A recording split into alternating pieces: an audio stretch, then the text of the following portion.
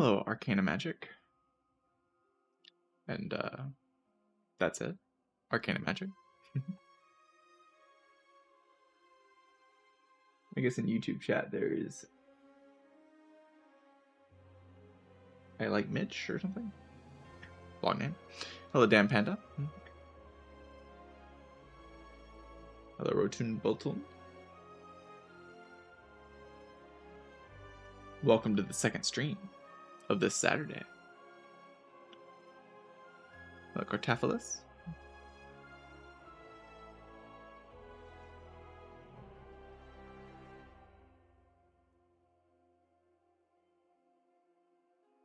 Here to slay some spires.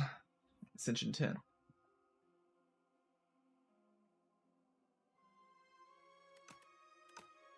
Given that tomorrow is Sunday, I might only do a few spires, but we'll see. Just depends on the momentum, if I'm feeling like playing a lot or not. Might also do a colorless tier list at some point this stream. It's very possible.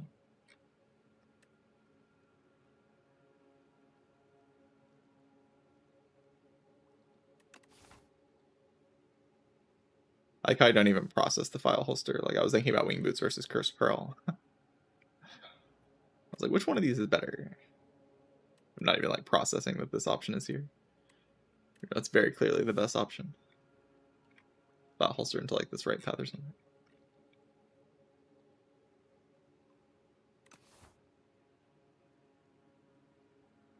Pretty open and shut.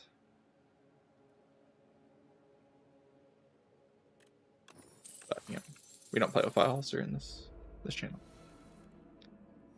We're anti-file holster gamers. All file holster enjoyers, you're banned.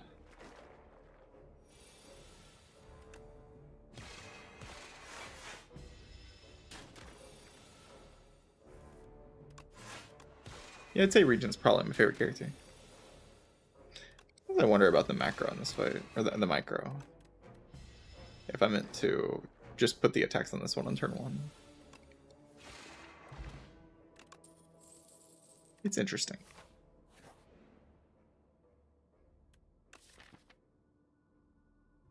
This upgrade is pretty sweet. Mostly because it heals me for 9. Healing 9 and getting a free upgrade with it is like kind of great.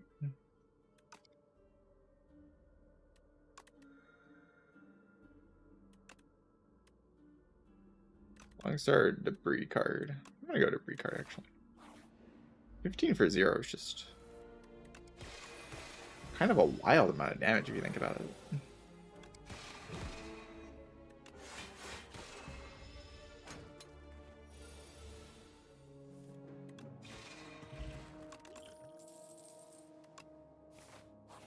Easy pick.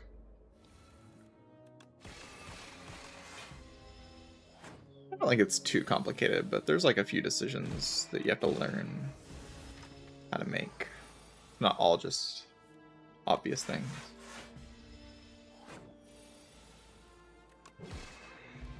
Like against that guy, I've learned that you just kind of block. You don't really worry about it too much, you just block. Boed.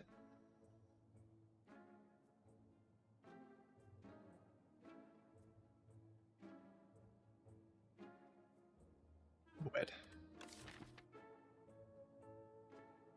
What?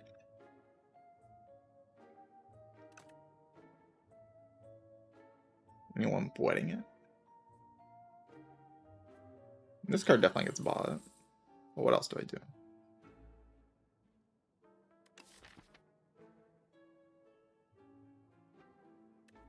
I don't know. I'm gonna try just buying Boed. Let's see what happens. Kind of don't hate buying Bagger Marbles, but like it's kind of weird when I already bought the bread, right? Potion does some good work. And by good work, I mean like keeps me alive in that one fight.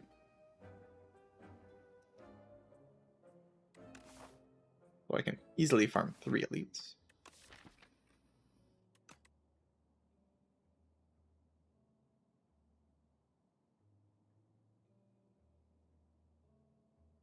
Can I do this into Refined Blade or something? was pretty convincing.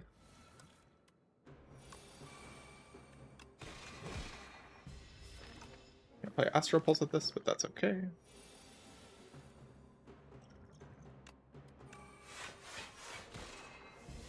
Doesn't shuffle out Astral Pulse, which is what's important.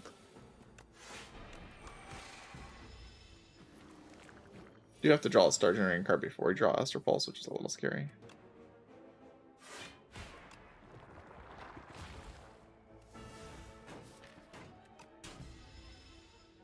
If I failed to do that, I could have a lot of trouble in this way.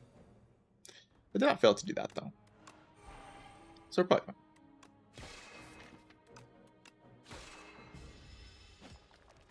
At least I'm not going to die in this fight, right? Oops.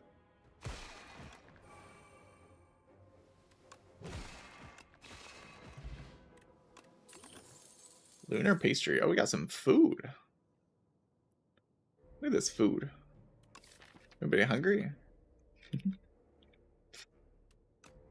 Regent's eating some treats.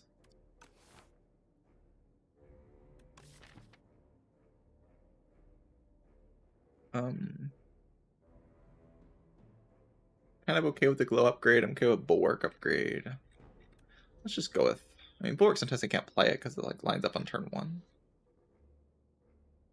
Glow upgrade more consistently lets me play like Falling Star and Astral Pulse, which is pretty sweet. I guess I do have the pastry though. Should probably consider the pastry there. Uh-oh. Big Bang? Big Bang.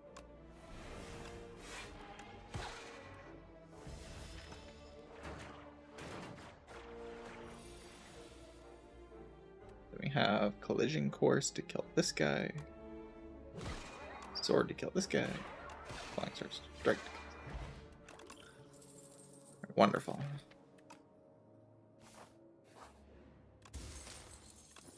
Quarry for turn 1 is wonderful.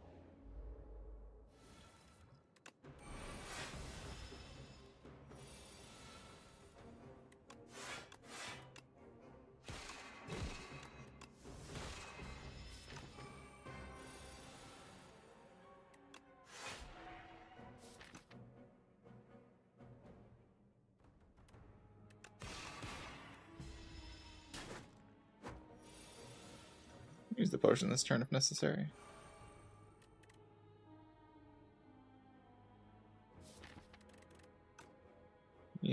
I think I'd rather use the Lucky Tonic, yeah. I mean, would I?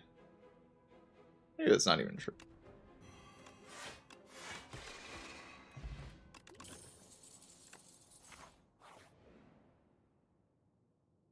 Upgraded rare power. Probably. Upgraded rare power is kind of a lot of text on something.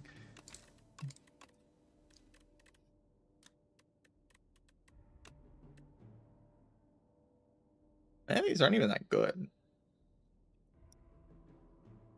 Okay, there's Void Farm. I mean, royalties would be pretty solid.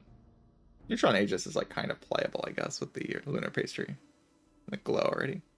Tyranny is obviously pretty good. I just play every turn 1. I just play Tyranny. Which isn't a bad turn 1. Sword Sage upgraded would be pretty solid. Genesis isn't going to be great. Yeah, alright, it's probably good enough. Rich. I mean, kind of made it hard on me, huh? These are good power.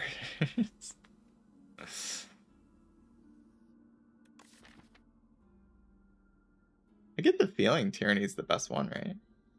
You just play Tyranny, take Orichalcum, die, and that's your turn 1 every time. And you have 4 energy, so you don't need the Void Form nearly as much. Rich.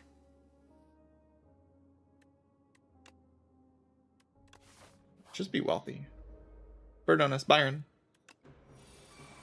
The Byron among us.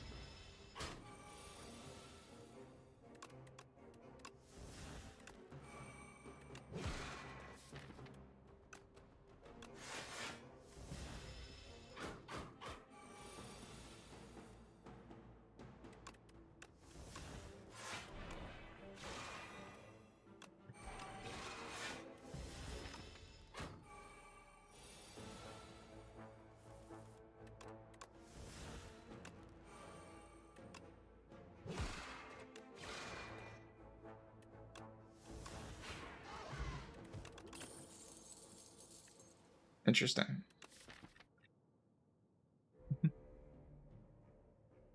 Very interesting.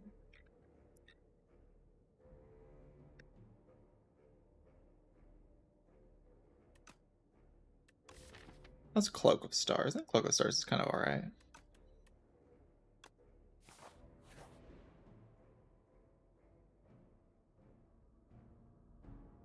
A lot of gold to pay, but I do have the infinite money thing.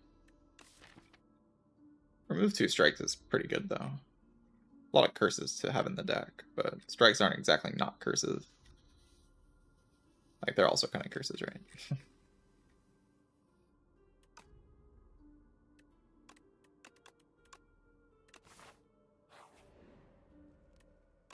So here's the question. Do I need to even rest here? It's turn 1, I have Tyranny. And then I can, like, chain Bulwarks, play Refined Blade. And then I have a big sword. The Tyranny exhausts me down. I can use, like, this potion. Or a Calcum that blocks, like, pretty well. And Tyranny is just kind of a really good consistency engine with 4 energy.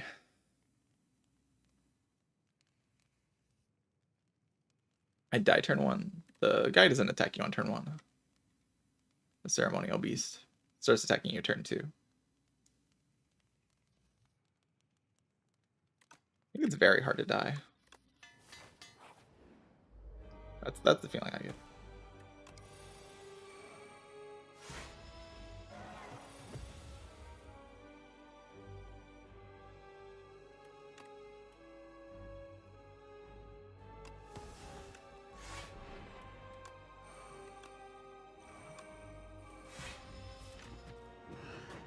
As long as you, like, commit to using the potion. Very hard to die.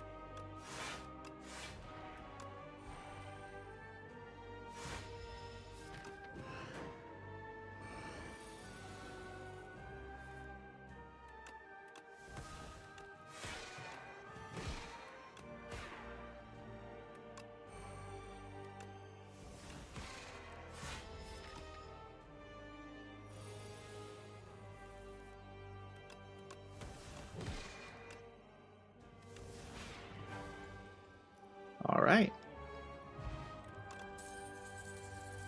Pretty convincing.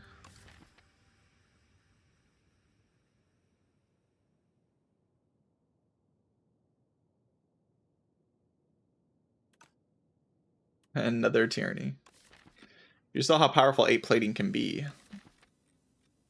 So we could take a Neutron Aegis to capitalize on that power.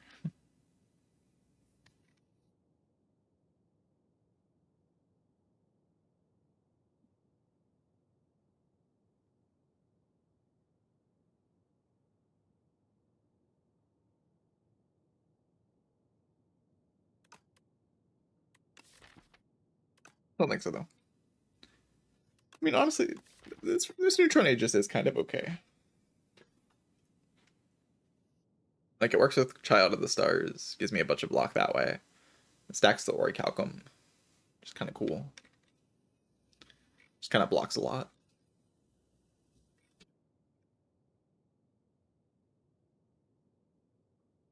Works immediately on turn 3. If I don't play any other start using cards. I'm gonna take the. We're gonna take the. Very hot.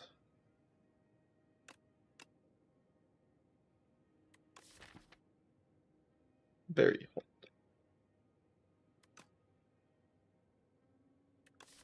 Pretty good big hug, but I think we're going to go very hot.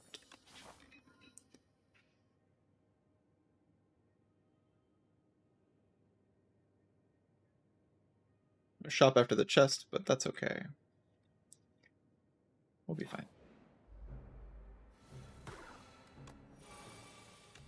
See? Neutron Aegis? Any doubters? Doubters, where are you?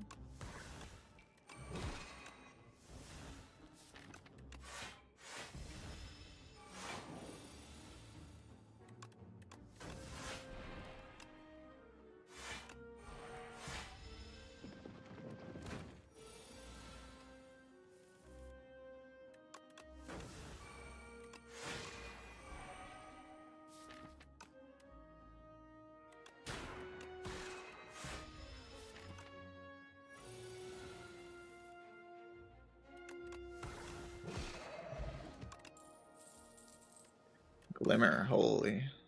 4 card draw.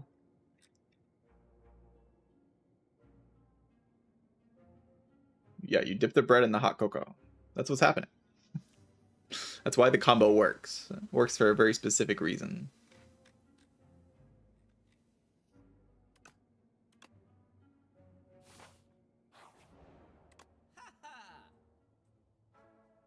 Charge.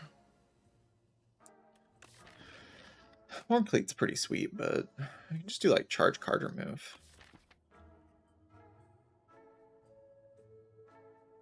Yeah, what does charge even do, really?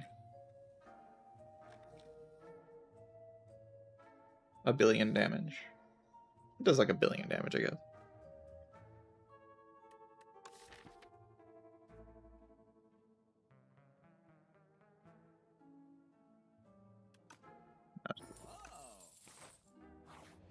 Great shot. Can't go wrong with Cleat. Skull push? Could see waiting until here. Like, I'm taking a lot this turn, but like, I don't know, it's close.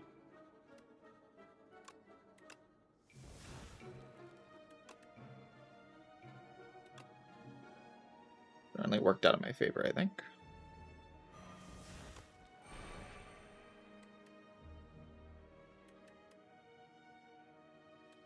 24 plus 19.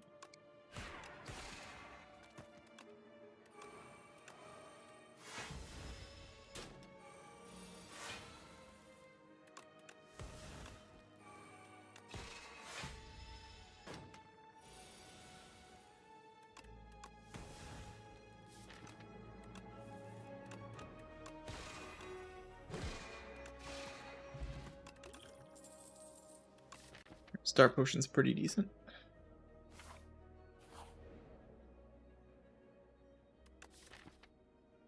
Melody's not actually that bad when I have Tyranny, but Perfect Fit Bulwark's also pretty good. Or Perfect Fit Glimmer. Hard draw immediately on the reshuffle.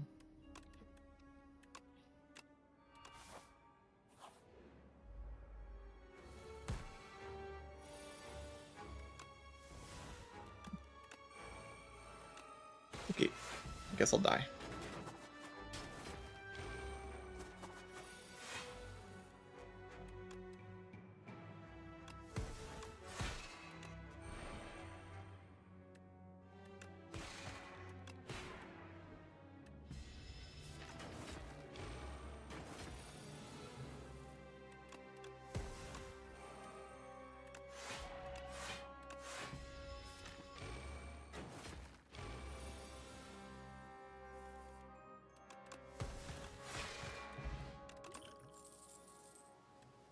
Another bulwark.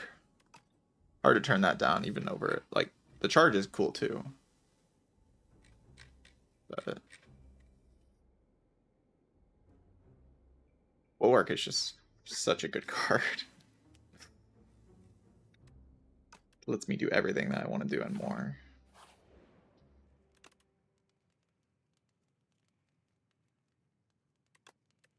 Neutron Aegis is going to be in the deck. It could definitely be upgraded. It's always a pretty good upgrade.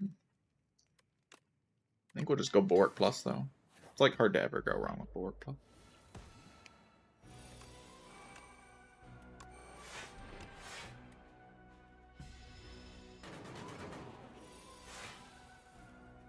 Need charge with Tyranny? I don't think so. Yeah, that's why I didn't take it. I don't think I need it.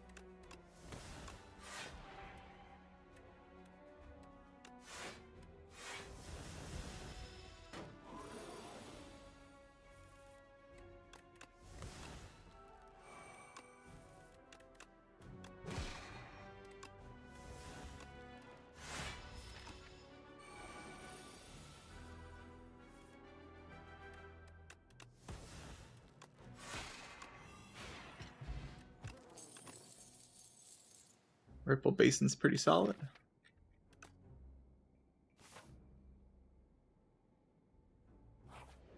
Feels like good at taking the attack potion. Like after opening this chest, I should just win the run though. Neutron Aegis upgrade. Refined Blade upgrade.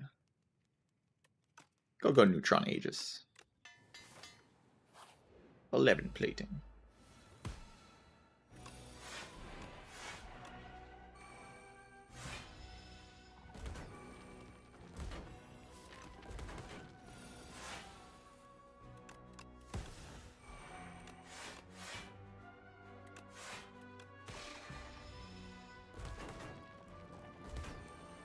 I guess I could have avoided that one to not play the strike. No child, no Neutron Aegis. Pretty bad. What's the plan? You can go like this.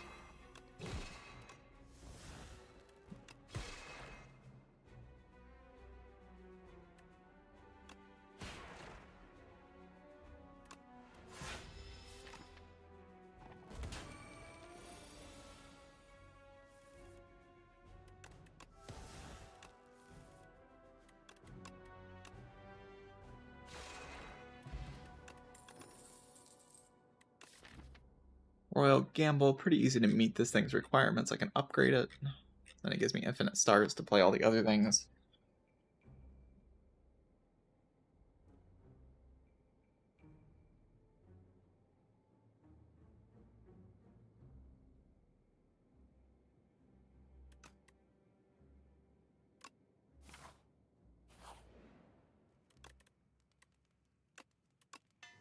Could upgrade Child instead, but I think I'm just gonna upgrade Child with the Final Fire.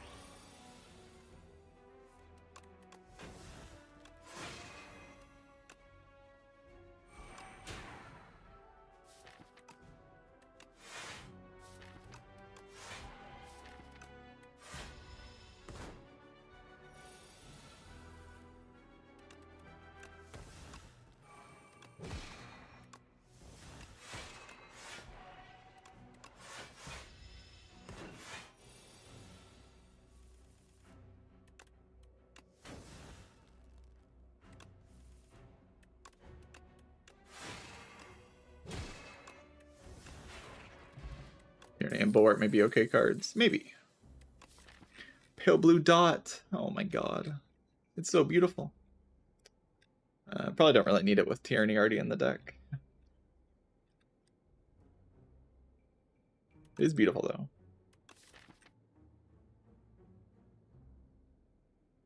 Backup prep's pretty good. We can upgrade Child of the Stars with this Spire. Then against the Insatiable, we just have like 4 energy. And Neutron Aegis in play, Bulwarks being spammed all over the place. Should be extremely relaxing.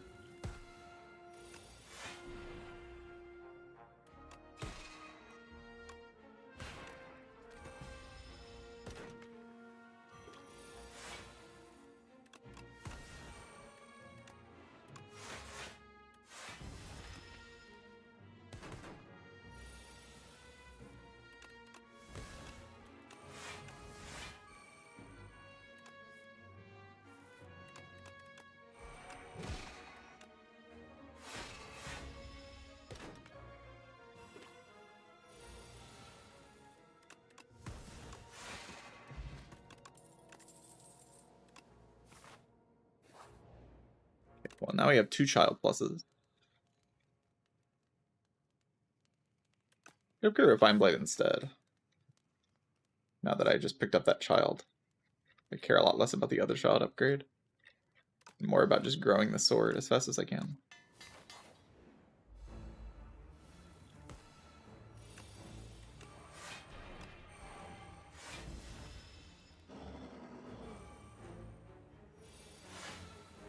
Yeah, pastry and bread, dip it in the cocoa.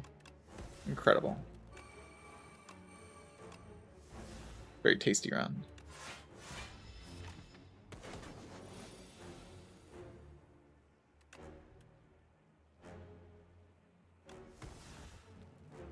Like, see if we're gonna draw into the.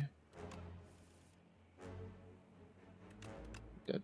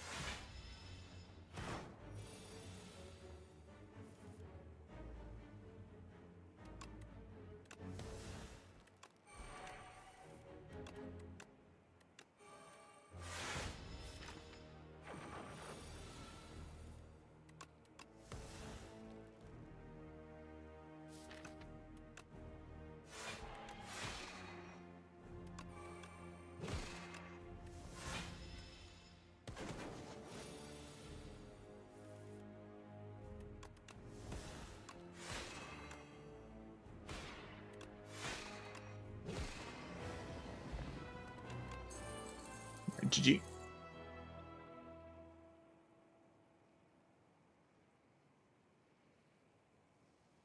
Yeah, tough fight, tough fight. I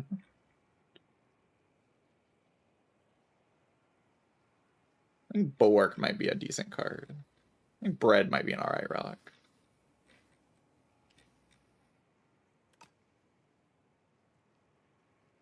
Get even more rich. Take a Bundle of Joy. This deck uses energy so well that I kind of don't mind a Void Form. But, I mean, I do already have 4 energy. I'm about to see a boss relic. I don't really need it. Just like being able to play my Bulwarks for free is pretty strong.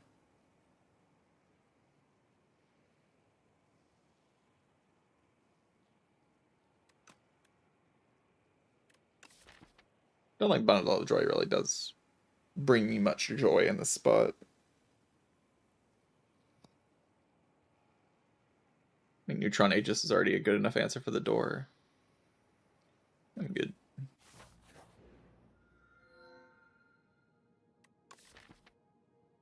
Fiddle has no real downside. Turns off Joss Paper, I suppose. But outside of that, it doesn't really have a downside. Just kind of free.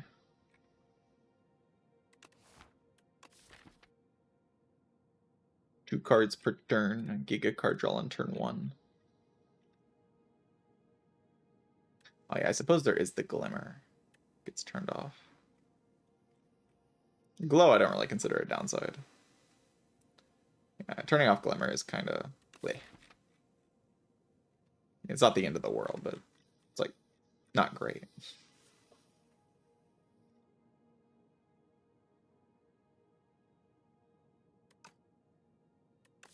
The Talon's pretty bad though. I do not need 2 curses here. With 3 Seeks, it just isn't worth it. Parasol's also pretty bad. So I think Fiddle is positive. Just lose the Glimmer basically, which is like a little sad, but you know, we don't really need it.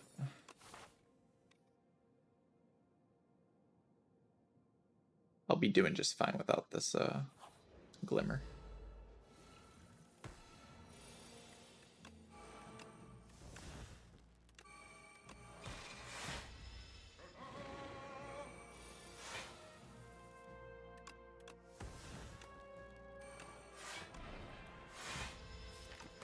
Plan in this fight's just to kind of sit around.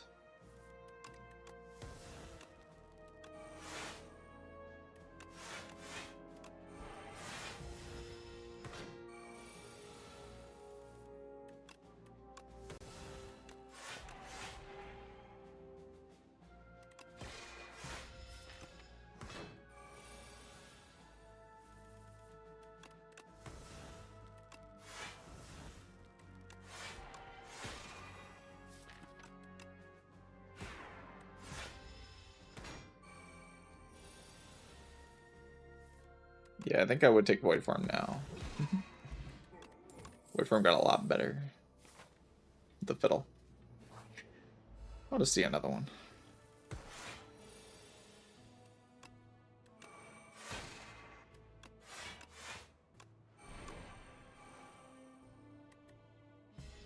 Could have done like Star Potion into Gamble, I guess.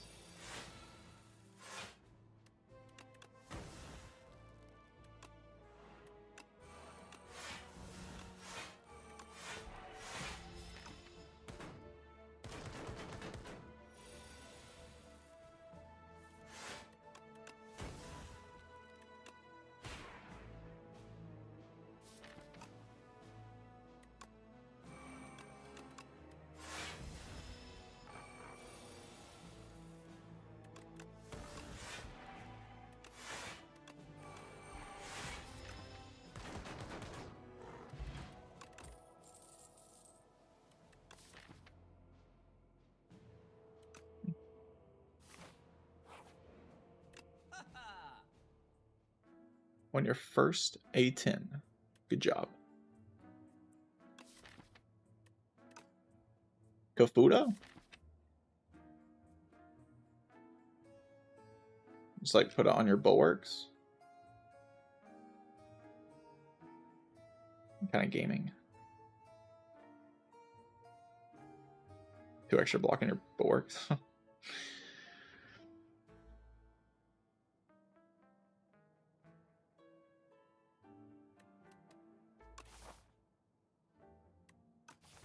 Take a shovel, but I think my upgrades are good enough.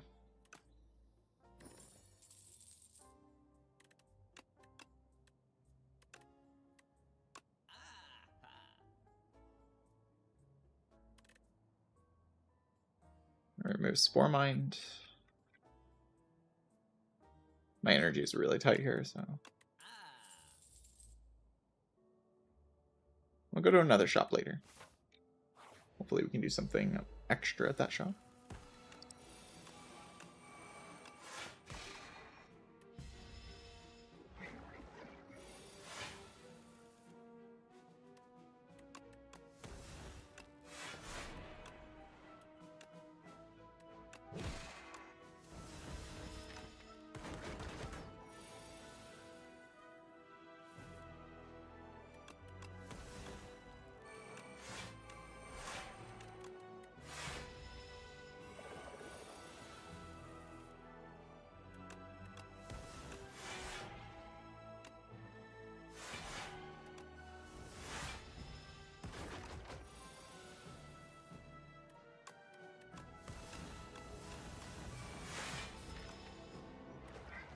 have this to block this turn.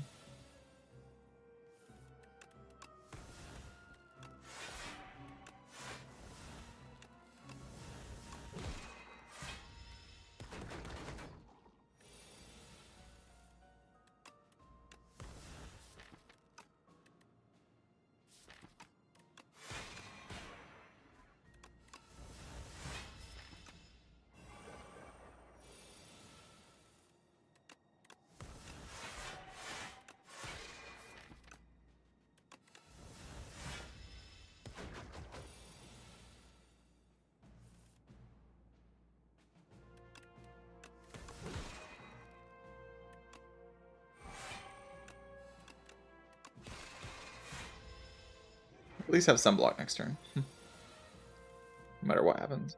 Okay, I drew my blade.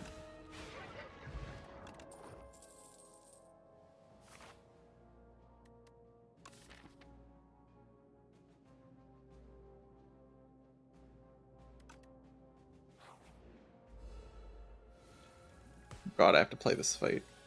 Oh no. Don't make me play this fight.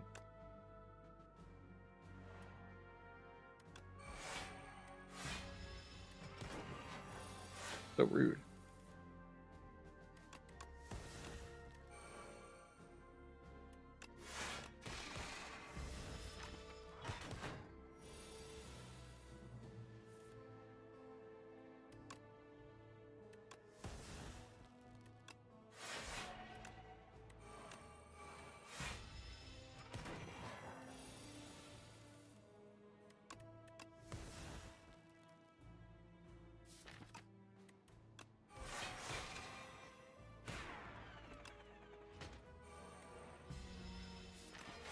Do I really need that many stars? Maybe not.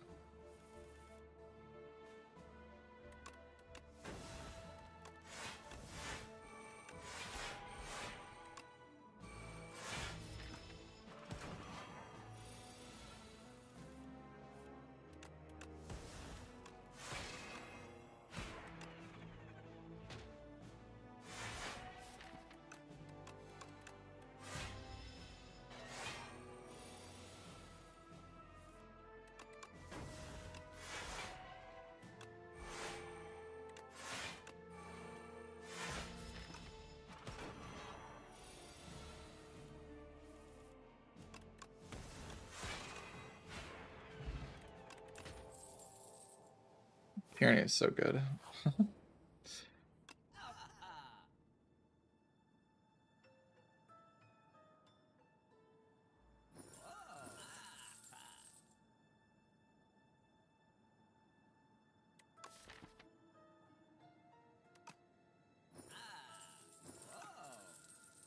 I probably shouldn't buy that much. I just like buying out that shop. It's fun.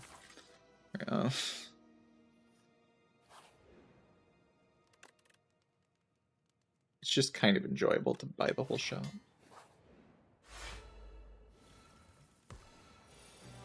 Conquer would be good in this deck. I don't really feel like I need Conqueror to I mean, maybe it'd be nice to just kill the door a little faster. Might take a copy of it. Nothing better gets offered.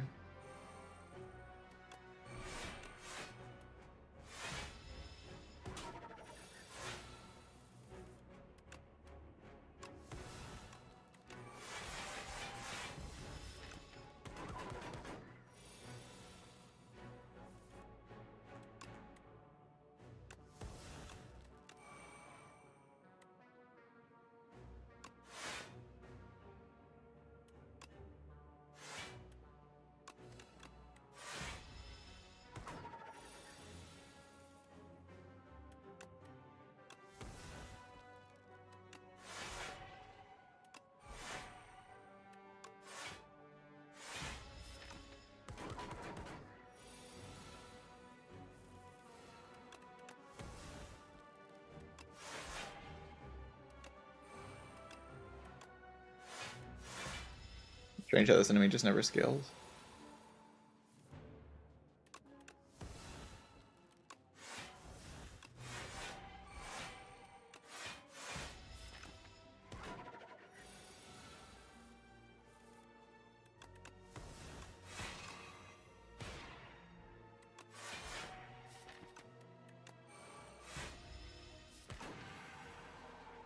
exhausted enough cards.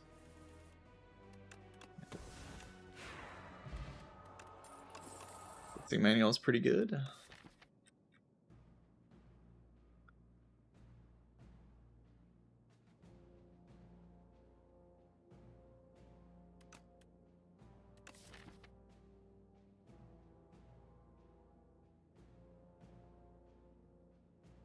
So the only thing I'm thinking about in terms of like not fighting this elite is just the AoE fight that exhausts all your cards. How awkward can that fight be?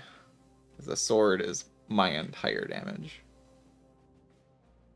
The idea, I think, would be we just get down to like Glow, Astral Pulse, and we spam that.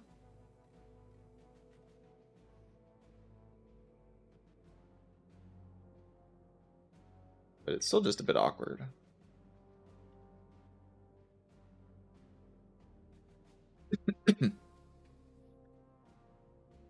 I don't like the doors all that sus as long as I don't take damage in this fight. If I don't take damage against the test subject, I'll be fine. If I walk in with full HP, I can just trade against the main hit against the door. And then play the sword on the no draw turn.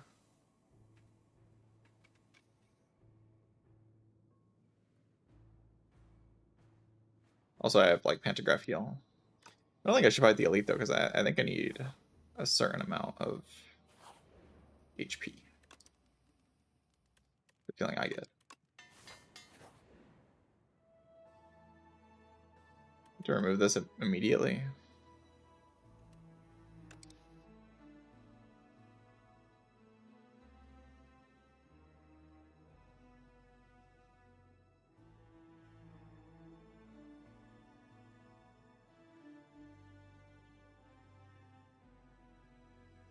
Oh my god.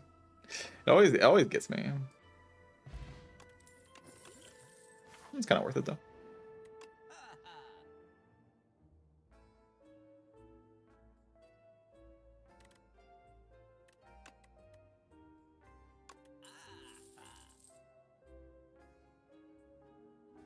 He sneaks up on me. This is a very good pairing shield.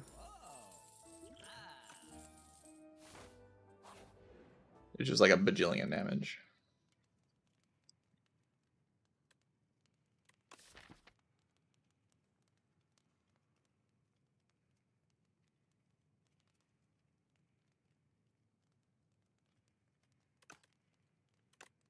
Yeah, I haven't really looked into how to guarantee the box. I'll look into it at some point.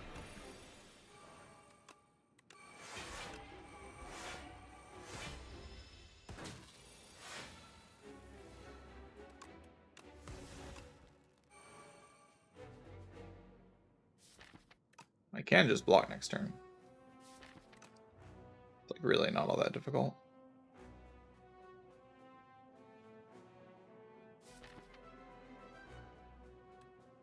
Exhaust the greed. The blade doesn't. I mean, I guess the blade does kill. I guess the blade does kill.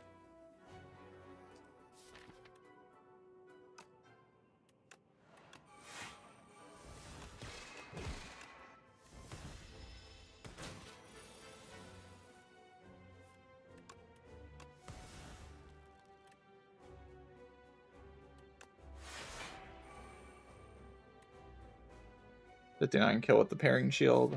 Keep the stars. Why not?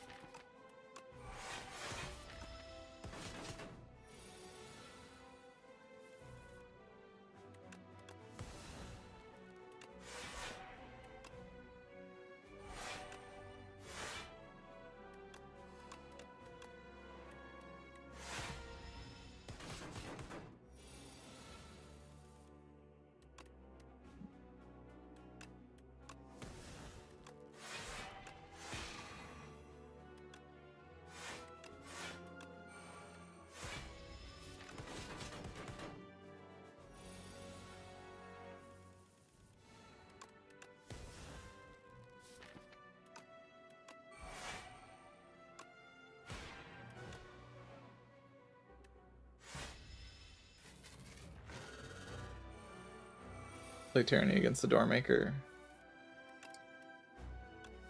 We'll figure out the Doormaker. Not actually all that worried about it.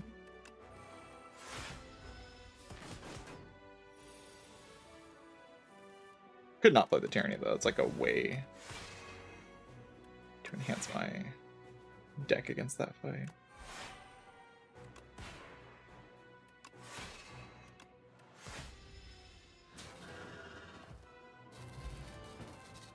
Obviously very good at any fight that's not exhausting my deck. The idea right now is that against the door, we just kind of build up the sword. I just don't have weakness is the problem. We have to play the sword like 3 times before things get convincing.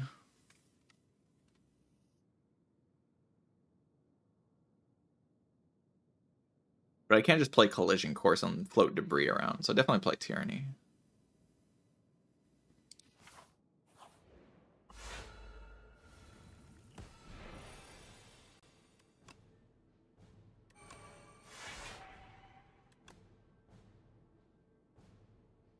Neutron Aegis on top.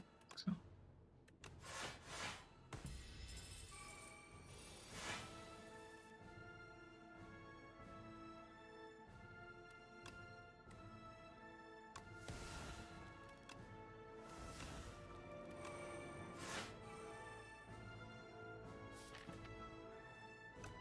I can definitely glow here. There's like nothing really too wrong with glowing here.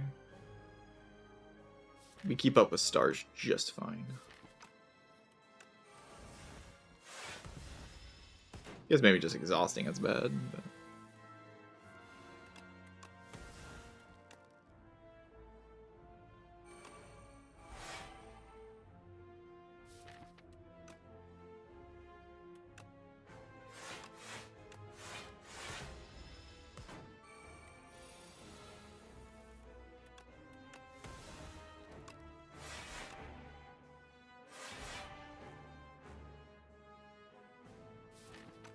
The sword already does 72 damage. Yeah, the Royal Gamble to block a turn. Still have all of our potions.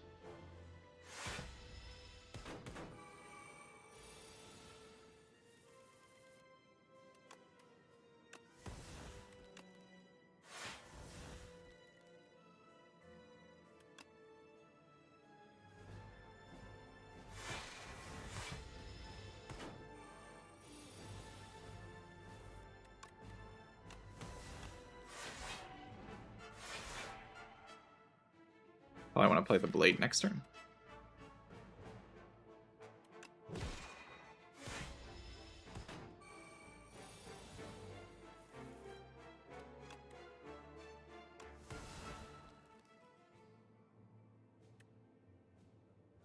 Play a Falling Star Blade.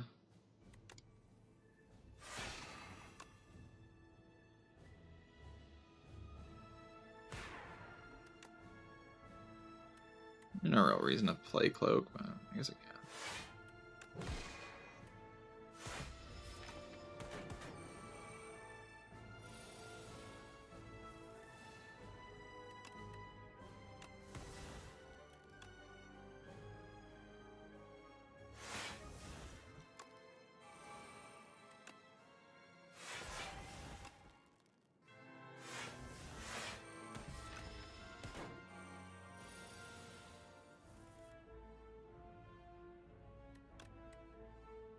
Blade exhaust a smithing reset? Yes, indeed it does.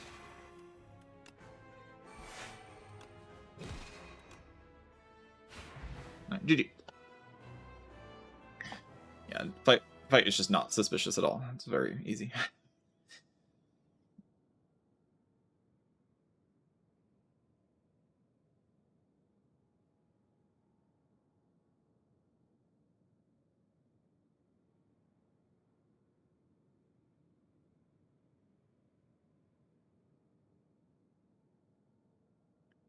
This run was pretty strong. I mean, when you get the like bread into cocoa, it's like going to be pretty strong, right? Multiple bulwarks, multiple childs. Tyranny is very good. Very convincing neutron Aegis. And just tons of card draw in the relic bar as well. GG. Yeah, too tasty of a start to lose. Pastry, bread, and cocoa.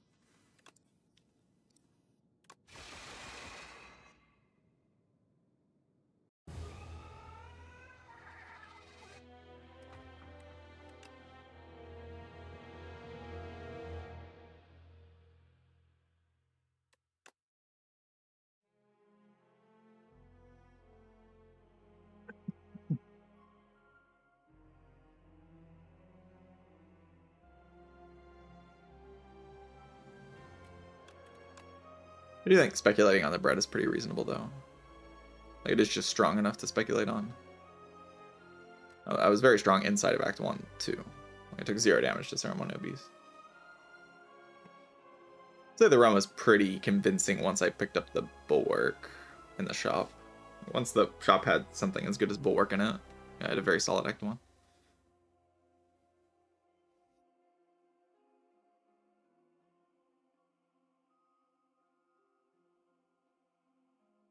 Like this floor giving me Tyranny Plus as well. It's pretty good.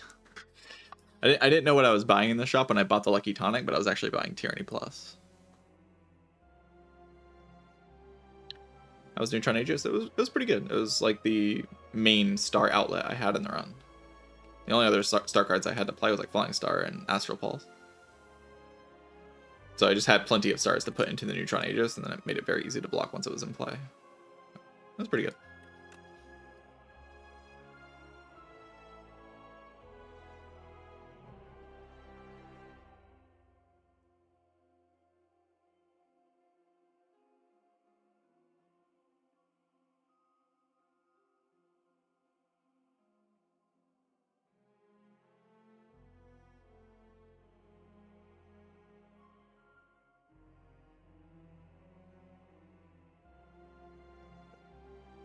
Yeah, I mean, the Doormaker can kill you with a deck like this if you just, like, exhaust your cards. You just play the Blade on the exhaust turn. You play Bulwarks, but, like, 2 out of 3 turns, you can just play your Blade for free. There's nothing stopping you from playing on 2 out of 3 turns. One of the turns, it doesn't even apply a debuff to me in this run because I had Fiddle.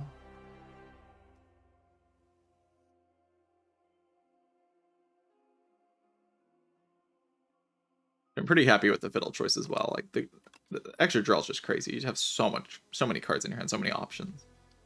Like, Glimmer just becomes a, like, 1 energy, put a card on top of your draw pile, which is terrible, but, like, not even useless. It's like a Welly Plants, kind of.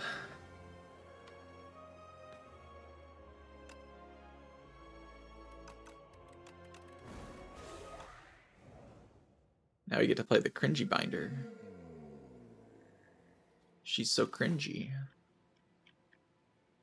I'm cringing.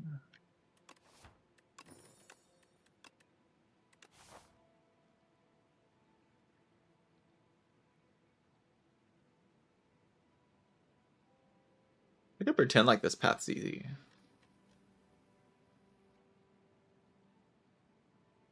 You probably do get through it most of the time.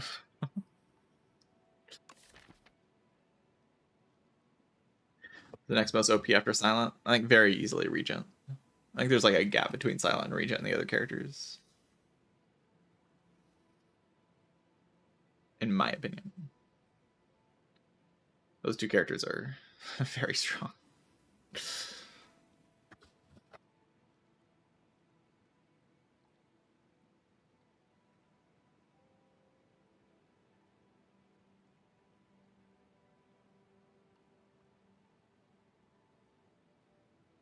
I still think Necro has some problem. Like, Necro gets very strong as soon as you see like a good card. It's like really easy to snowball. But like, Regent just starts with a broken deck. Like, you get 1 good card and you just like... The snowball is so much more aggressive on Regent. It's just so belligerent. Just everything just dies. I'm gonna go this way. I'm gonna see if remove 1, like, we didn't lose HP on floor 1. We gotta remove 1. I'm gonna see if I can't just farm everything.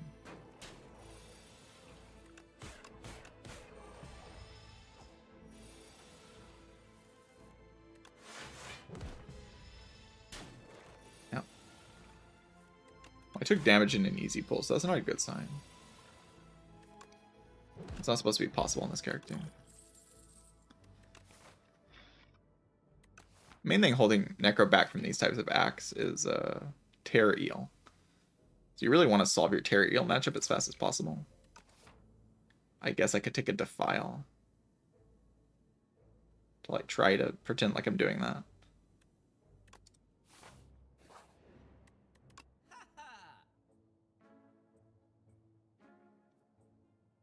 I really want Bone Shards. Putrefy is just the goat, but hopefully I just see a Bone Shards.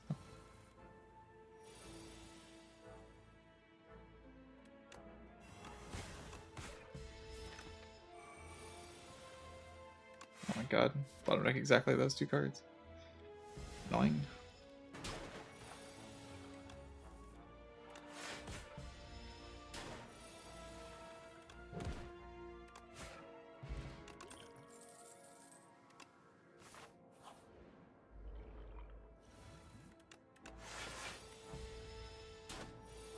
Lost a lot more HP than I expected to lose in these floors.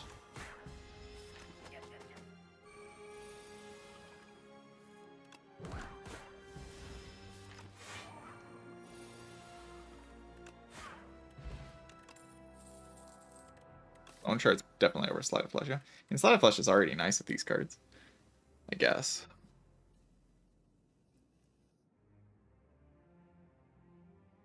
It is kind of already pretty good. The Bone Shards is just like a super, super solid outlet to not die.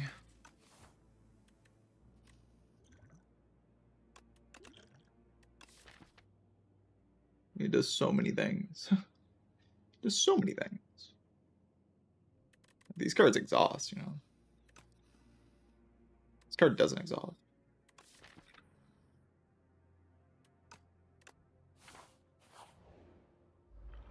Does a million bajillion damage.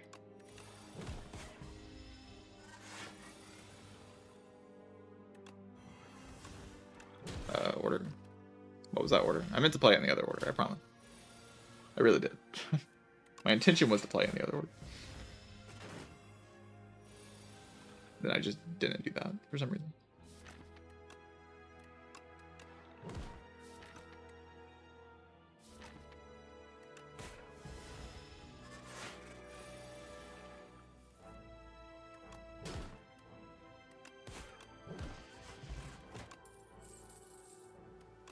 Capture Spirit. That mistake might lose me the run, by the way. It was a bad enough mistake to lose me the run. Taking this aggressive of a path and like making macro mistakes like that's not really something you should be doing.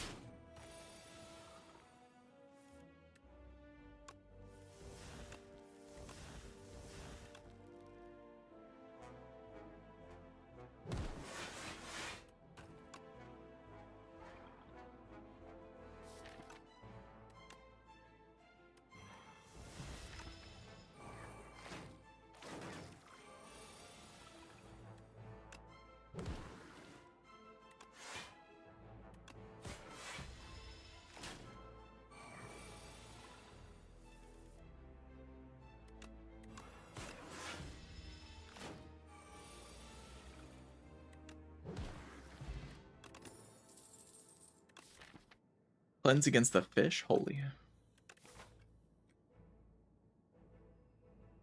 Still have to deal with the potential tear eel, but feeling like okay about it. Cleanse in decks with Capture Spirit in them does turn out to be better in my experience, just because like you often want your entire deck to turn into a Capture Spirit, and Cleanse helps you do that. Also good against the fish.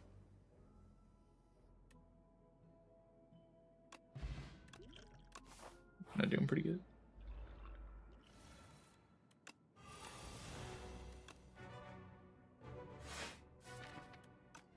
Just cap it here. I like to keep the Doom Potion against the other guy anyway.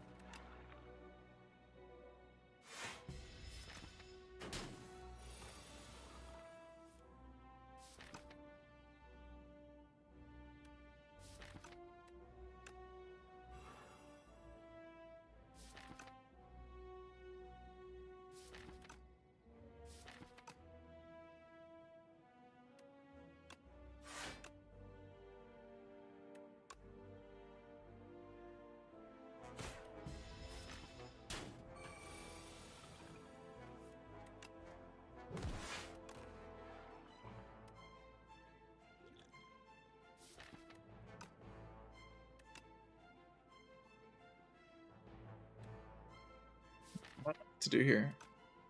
Kind of depends on the draw of the one card, yeah. Usually works out in a way that's good for me, but it sometimes work out in a way that's bad for me.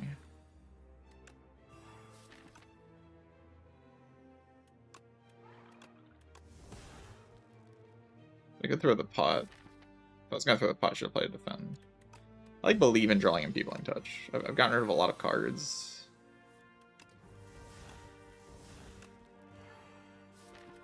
Doesn't even solve the fight though. Just like nearly solves the fight.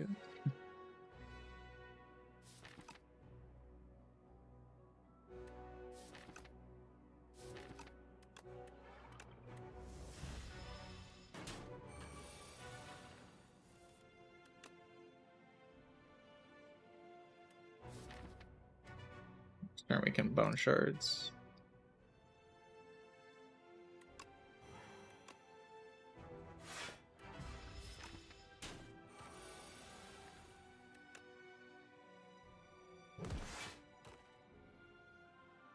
I'm just gonna do the buff attack.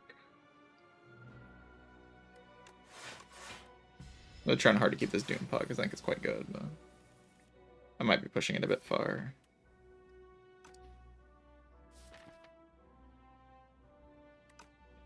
Turns out I was. I mean, I can do Capture Spear, I guess, and then next turn probably draw into something. I'm gonna commit this hard, I guess I should just go ahead and finish the job.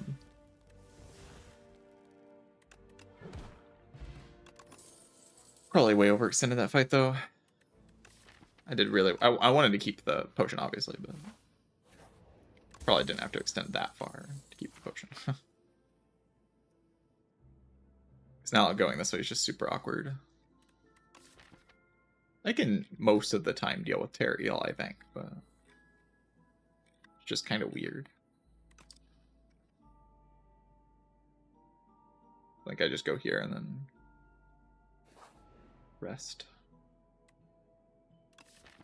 Remove is fantastic, but I think I still just go upgrade 2. I see some people like going remove there. Just like upgrade 2 is so broken. You have any idea how good upgrade 2 is? It's like so good.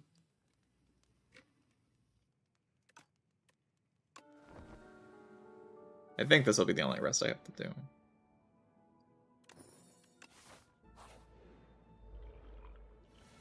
Probably.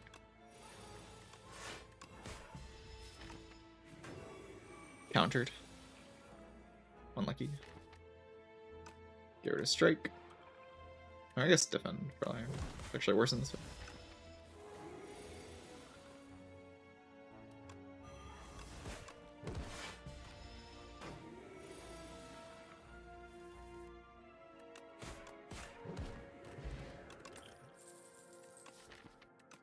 Feel like I need parse at all. I already have capture spirit.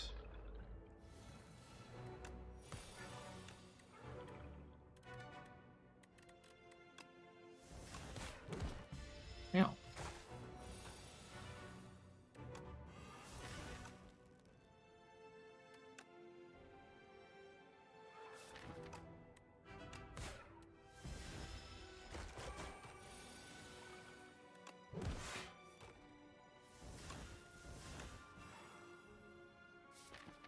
And our capture spirit. Just defend.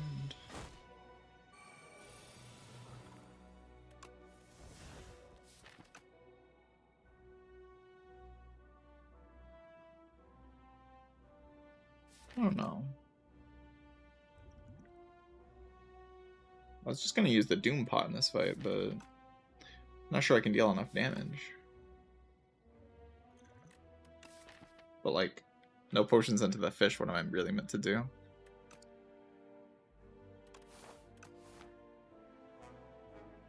I mean, Strength Pot's not really doing all that much, I guess.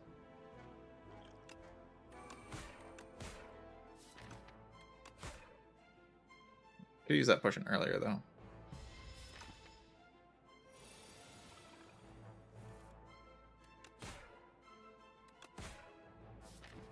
Feels like there's no real blocking this.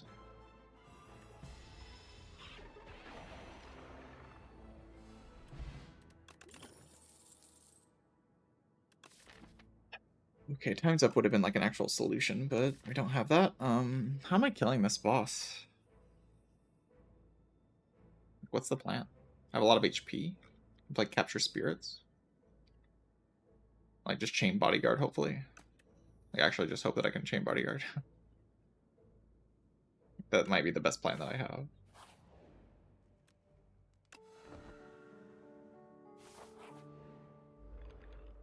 Luckily I have the cleanse. The file feels like a pretty important card. Cleanse before the beckon's a little bit tragic, but like we're allowed to play bone shards.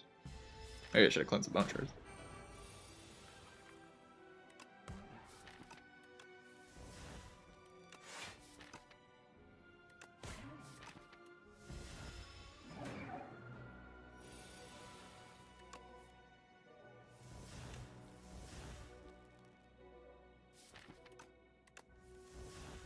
On, man. So frustrating. Draw like that. Oh my god. As bad as it gets.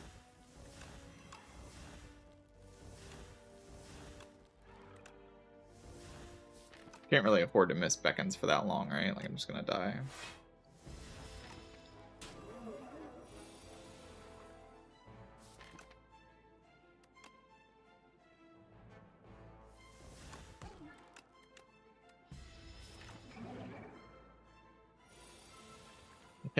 I just can't do anything. There's no counterplay here.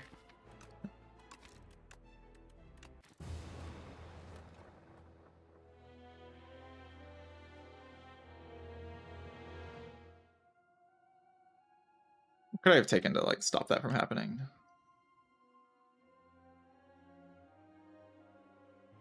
It's offered to me. I could have taken a second cleanse. Yeah, maybe I needed the second cleanse. Like I just need 2 of them.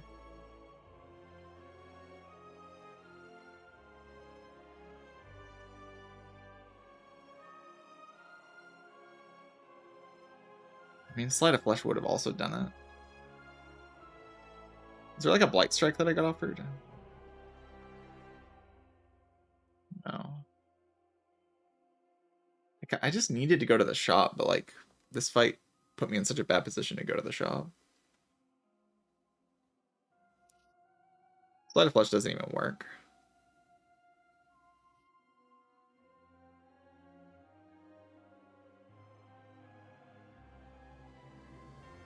I'm gonna play the boss slower. What are you talking about?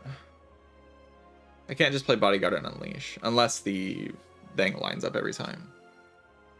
Like the cleanse. I just need the second cleanse, I think.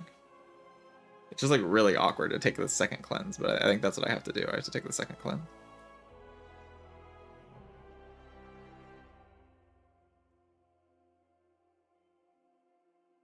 Yeah, I think if I take Slight over Bone Shards, I just die. Like I just die. And I'm just dead. I guess there was Blight Strike over Capture Spirit. That could have been something, actually. And I actually have an attack to play in this fight. Yeah, maybe Blight Strike over Capture Spirit has to happen in this act. I think Second Cleanse is just so awkward, but like maybe that as well. I just have to build the deck completely around this fight because I can't do anything.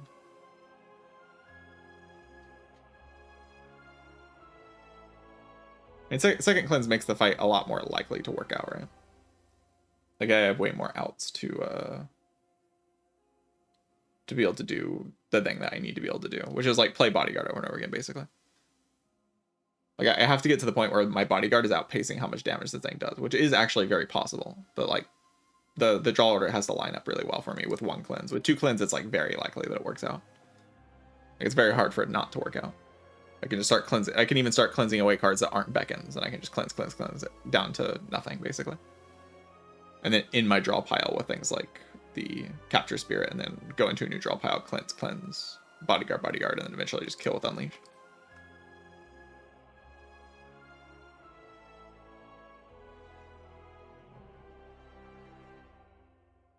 I'll draw with Souls and I have 2 beckons. I have to deal damage at some point. Like I can just in my turn when I have the beckons and play the beckons, but if every turn is just play beckon, and that's my entire turn every turn, eventually I just die.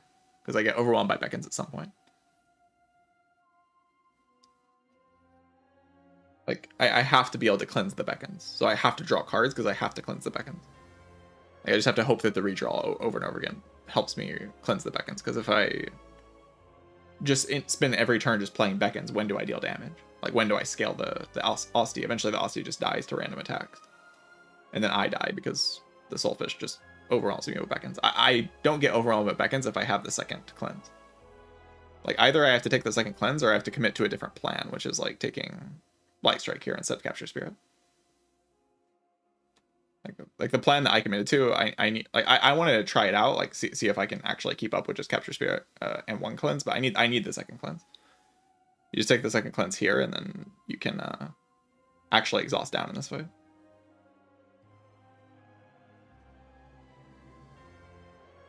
There's just nothing this deck can actually do against the Soulfish. It doesn't work because the Bodyguard doesn't actually outscale it.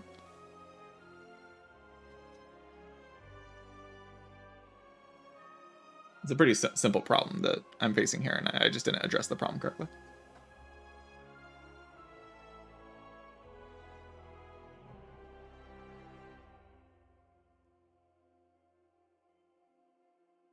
You gotta like make decisions that actually address the problems that immediately face you. I was actually just trying to go on the 4 elite path. Like that's why I played it the way I did. Is I didn't want to take this cleanse because I was focusing on the elites. But then this fight went much worse than my expectation. Like my expectation was to lose like 5 HP in this fight. But I got a somewhat bad draw. So I lost a lot more HP than I expected. And then I wasn't able to take the other path. I maybe should have just went on the other path anyway and just tried for it. But I don't think I can actually manage the Terror Eel at all. Getting no card reward here was also just like the nail in the coffin. Yeah, I just needed some way to go on the path. That, like, I was focusing on the 4 elites rather than focusing on the ball.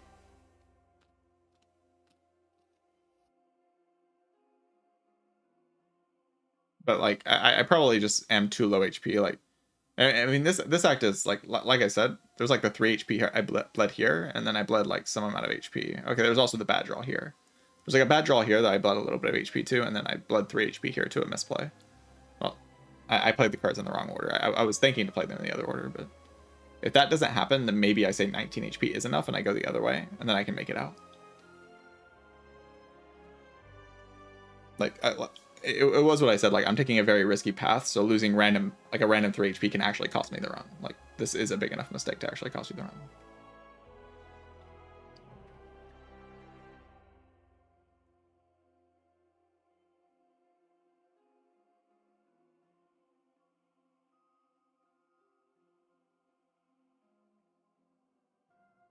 What would have been interesting is if I was actually able to keep the Doom Pot in this fight. If I used the Strength Pot earlier, and I kept the Doom Pot, and then I take the Times Up here. To have a 2 energy deal 33 damage card in the deck. And that can actually kill the fish. That would have been really funny. Like, I have no Doom in the deck, but I have to take this Times Up because like I kept the potion. So that's another thing. I could have kept I could have used the Strength Pot earlier in this fight, and then I actually get out of this fight without using the Doom Pot. And then I'm forced to take this Times Up. And then we have to like Times Up the fish with the Doom Potion. Which would have been really funny. Like that would have been very funny. And I think that would have worked. But I needed to be able to keep that potion.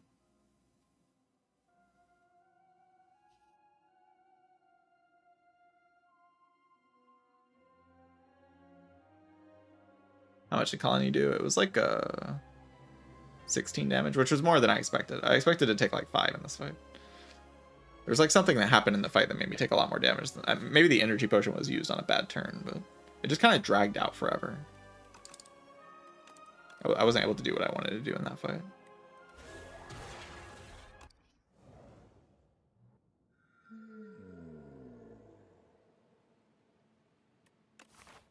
Strike Dip and upgrade on defect is like a little meh. I don't know how good I think it is. I definitely don't think Hefty Tablet's very good. Is it better than Niao's Torment? This thing pulls back my claw.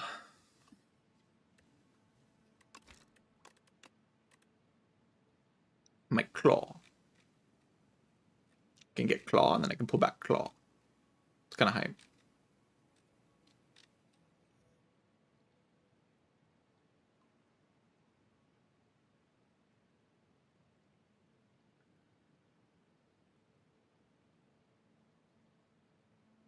I don't see why I would take less damage in Colony with the Sleight of Flesh. I don't really see why that would be the case. I mean, I've already told you what I have to do. Like, just make less micro errors and take a card to solve the boss, and the run's in a perfectly fine position. It's not too difficult. I mean, I haven't tried Niao's Fury with defect yet. There's a lot of ways you could play that are kind of interesting. It can make a compact a lot better, right? Like, pull back the status cards to line up with the compact. Let's see what it does. Let's see what it does.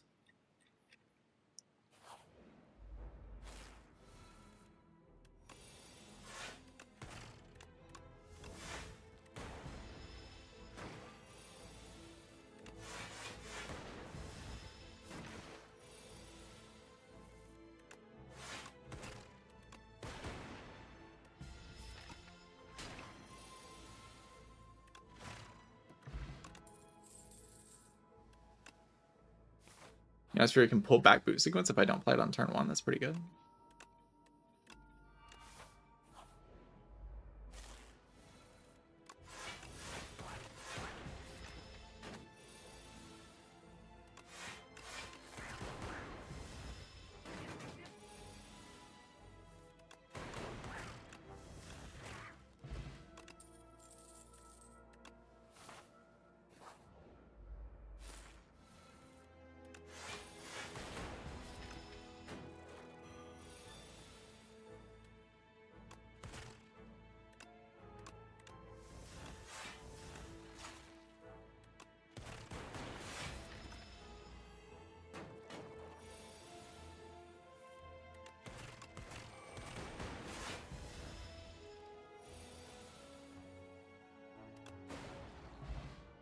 What desperate situation would I spiral a strike? I don't think I've spiraled a strike before. Maybe one day it'll happen. Feral for the claw build. Feral. Best card of all time. So good.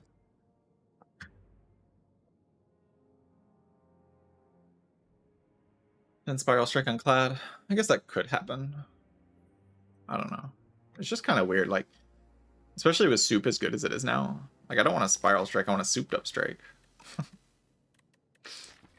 What am I doing with the Spiral Strike?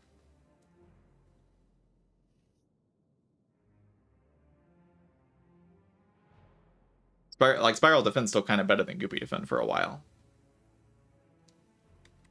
But the Strike just immediately gets way outclassed by the Ember Strike. I could meme around and take a Feral.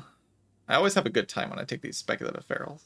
It's like worked out every time I've done it. I have to get punished for me to like stop doing it, you know?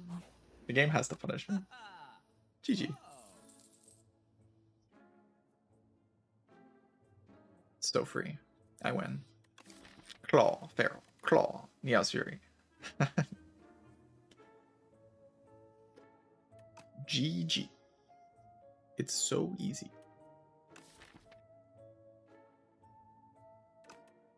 I guess we'll heal a little bit. I don't know. Healing's pretty fun.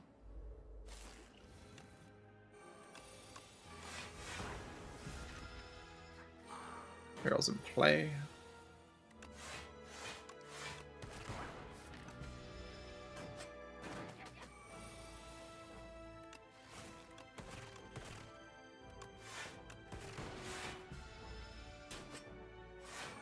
Yeah, draw my claw.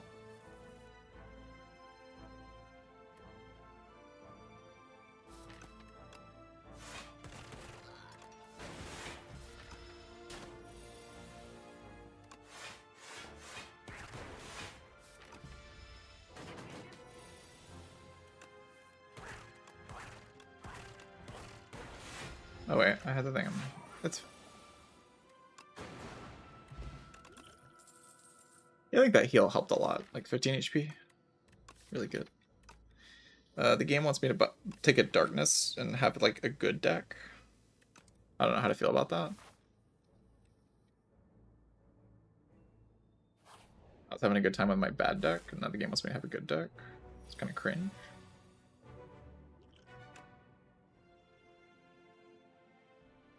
Well, probably just take Cool-Headed so I can draw some cards, you know?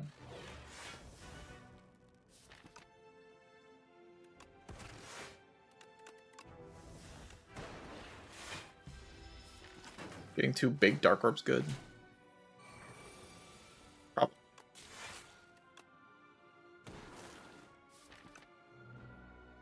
Well, I can't really do anything next turn.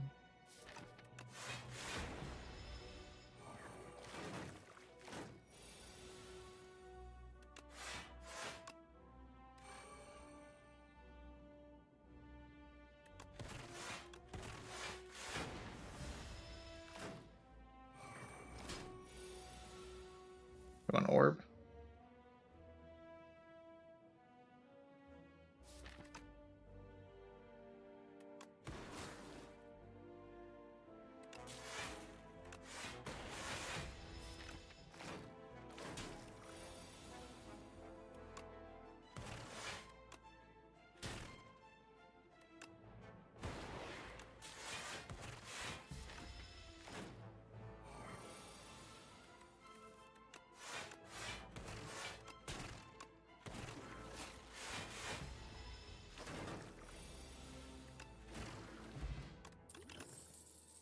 Oh, where's my double strike? What? Gotta lock in, man.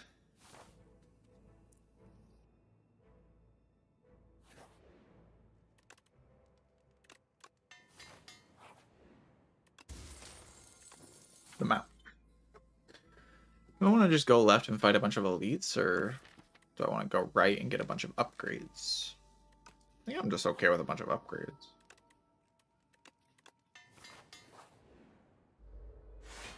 Kind of chill out a little bit.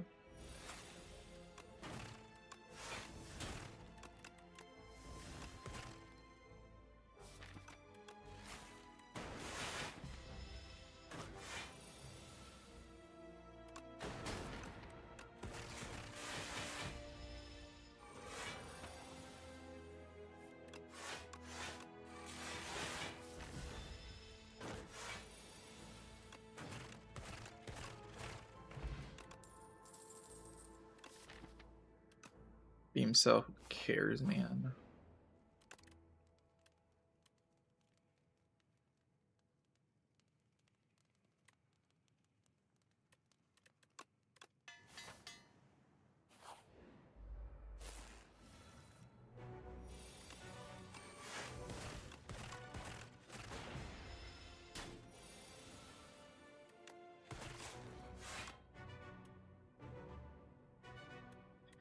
Yeah, I don't really see why I care about the Dark Orb.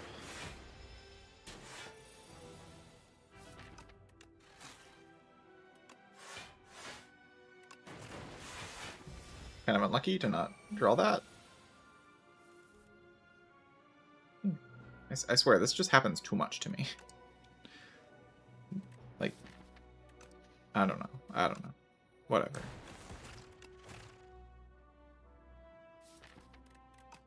I guess I won't complain.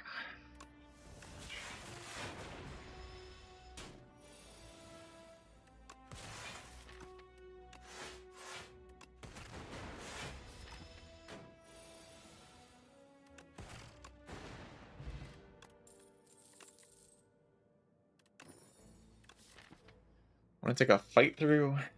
Not really. I want to describe it as something I want to do.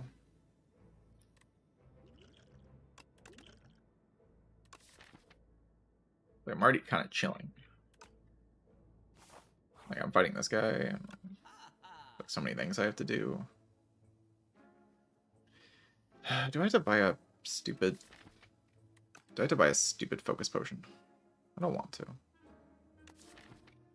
I'm super willing to rest. That's the thing.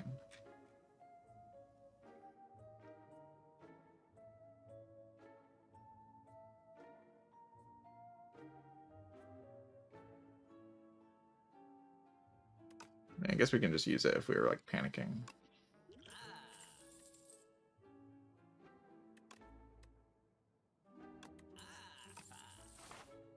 Do I feel desperate enough?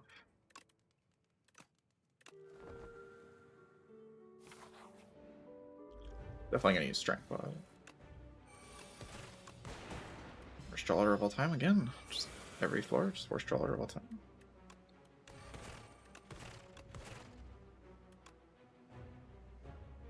We'll block this turn or play the claw again. I just want to full block. Next turn's brutal. So brutal, man.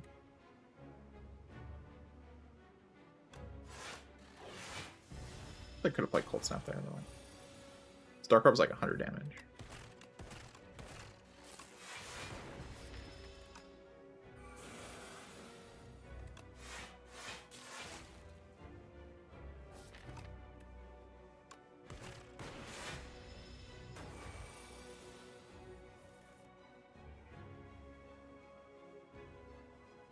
Do I panic now? I want to lose. It's a bad enough draw, I think.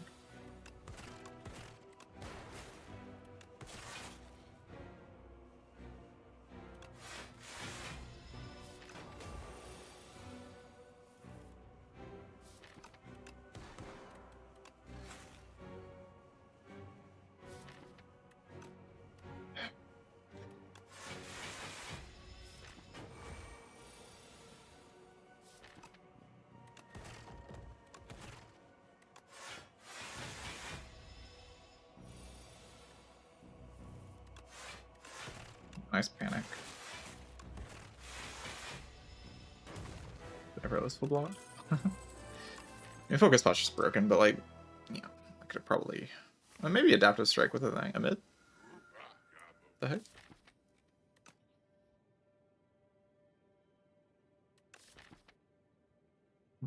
Only a P box. If I want Black Star, because it's fun.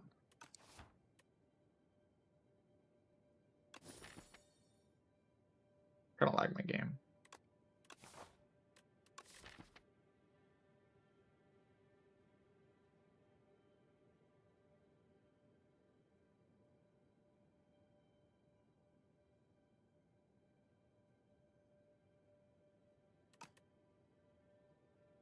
Yep.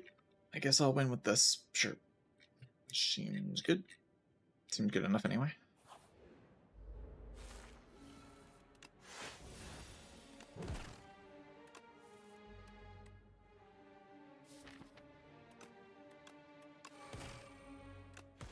Oh, I already played a zero cost attack.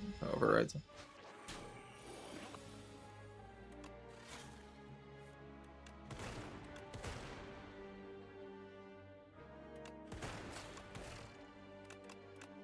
I guess I could have done that in a different order. I don't think it matters too much though.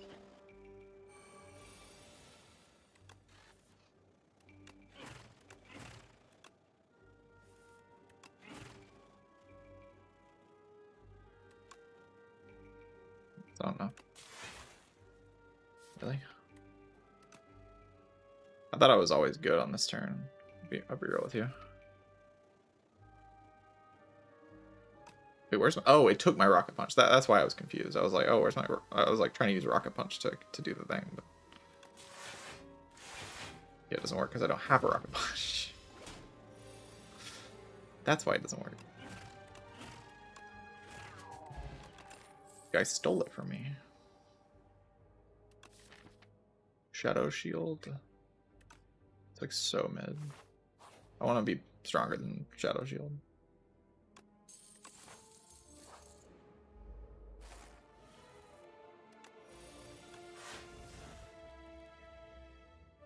Oh. Oh no.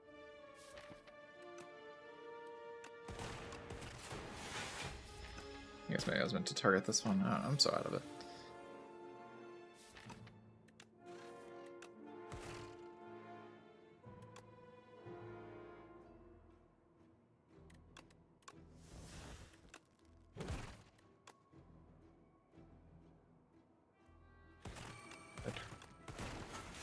Once again, target the wrong one. Just target this one and like kill this one next turn. You don't have to go in that order. You can just go in the other. This deck has a lot of damage. I didn't take a charge battery because I can't block. It's like any card addition to this deck gets in the way of the thing. The strong thing that's in my head that I can do. Like, I don't have to do that strong thing. That's, I guess, the argument against. It's not going to work.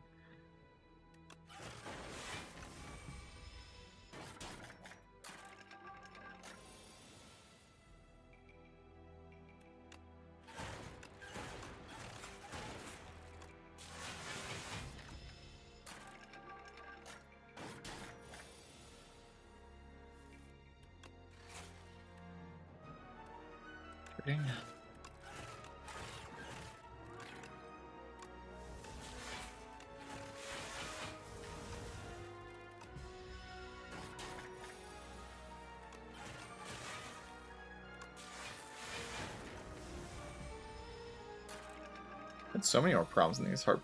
I mean, there's a lot of micro mistakes. To be fair, I played every single fight wrong. That does typically deal you damage when you play every single fight wrong.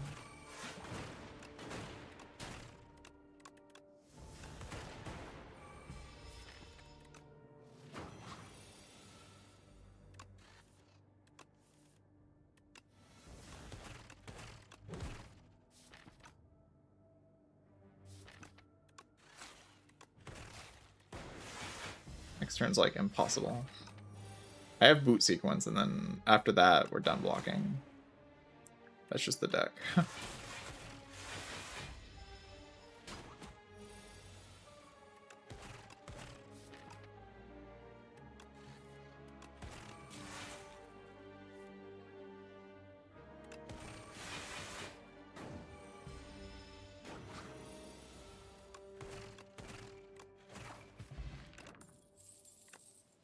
Yeah, we can block now. The block card of the Holy Ages. Oh my god, so good.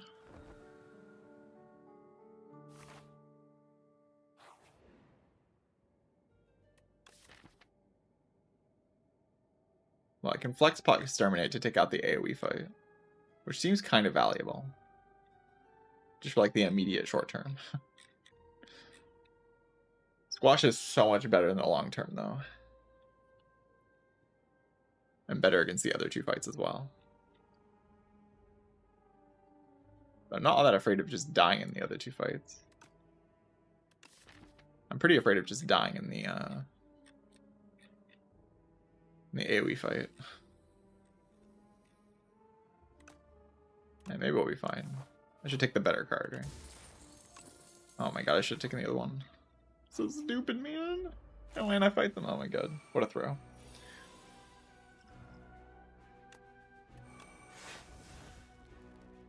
What a throw. I'm throwing.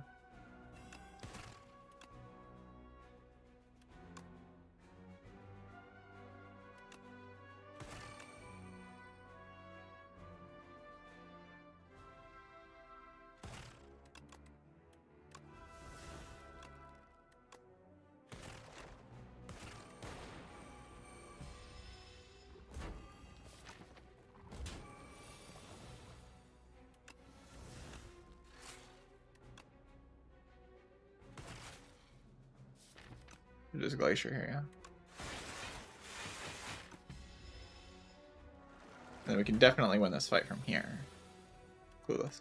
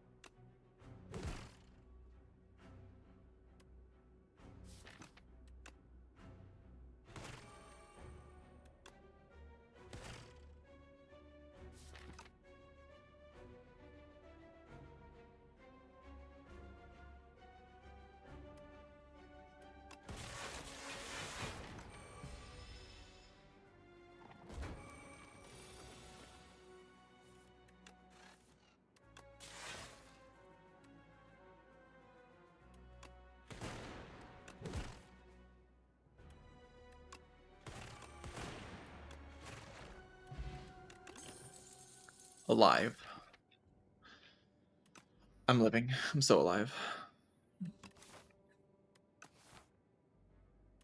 Do I need iteration? The problem is, like, my deck doesn't do anything. It's a problem. It's a problem. The whole, like, my deck doesn't do anything issue is, like, it's kind of tough to address this issue. I need a cultist pot.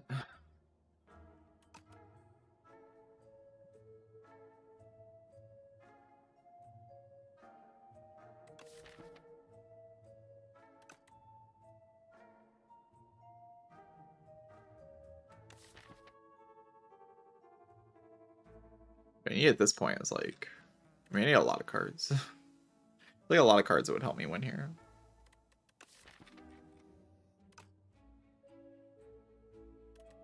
Cultist pot's like the way to get out of the boss fight, but then I walk into Act 2 and I'm like, man, maybe I just get a good boss relic.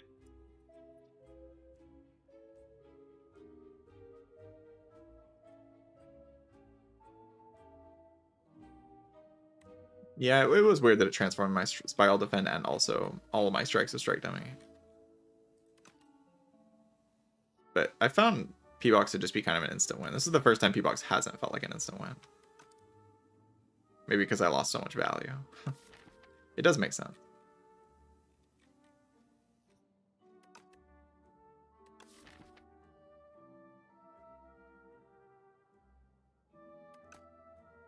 There is logic to it.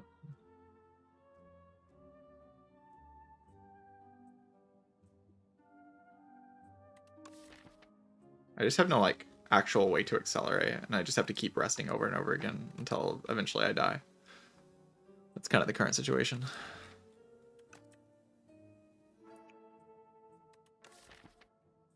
We just kind of rest. And we keep resting. And then eventually the run's over. The vibe right now.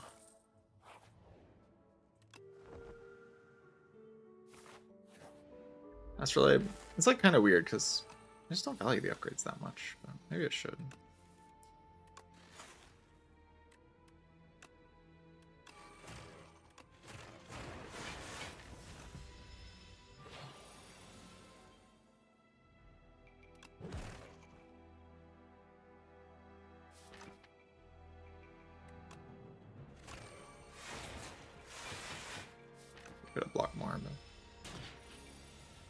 less damage. Maybe it's not worth it.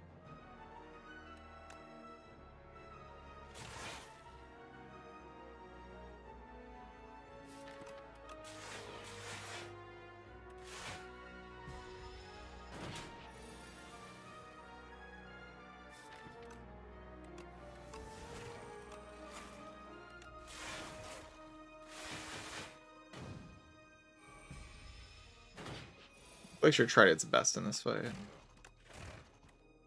don't know if I'd say it was successful in what it tried to do, but it did try.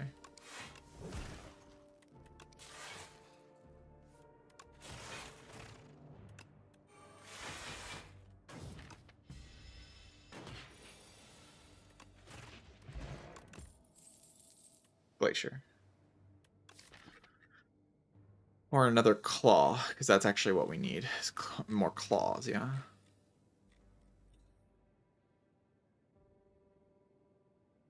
I mean, it is kind of what we need. I need to deal more damage. I mean, Glacier Plus is just so broken, but like, I need to hit harder. Claw over Glacier Plus. I'm doing it mostly for the meme. I don't actually think it's correct. It is funny, and it might be correct. It's not impossible that it's correct. It's almost impossible that it's correct.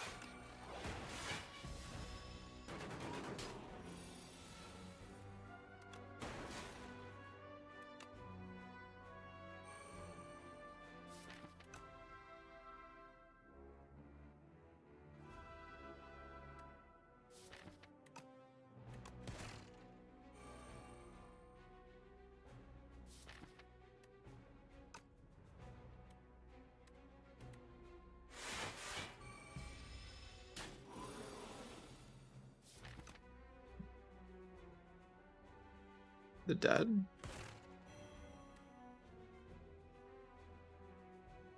$50 damage plus 13 plus...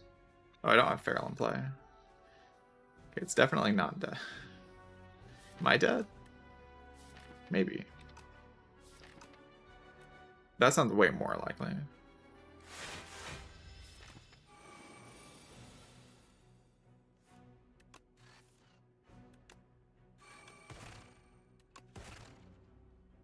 Why am I acting like that's enough block? That is not enough block. It's not even like remotely close to enough block.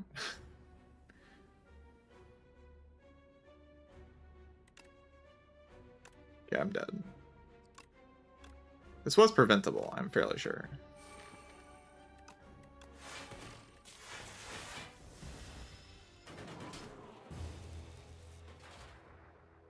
I just like played the cards instantly and like...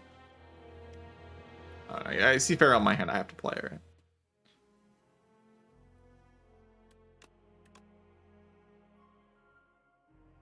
Yeah, I don't know. It's the first time P-Box... I mean, I did lose a lot of value, right? I felt like I lost the Strike Plus. I had 2 Strike Pluses?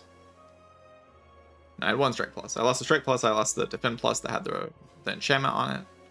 And obviously the Strikes had the advantage of having the Strike Dummy as well. And also I had the...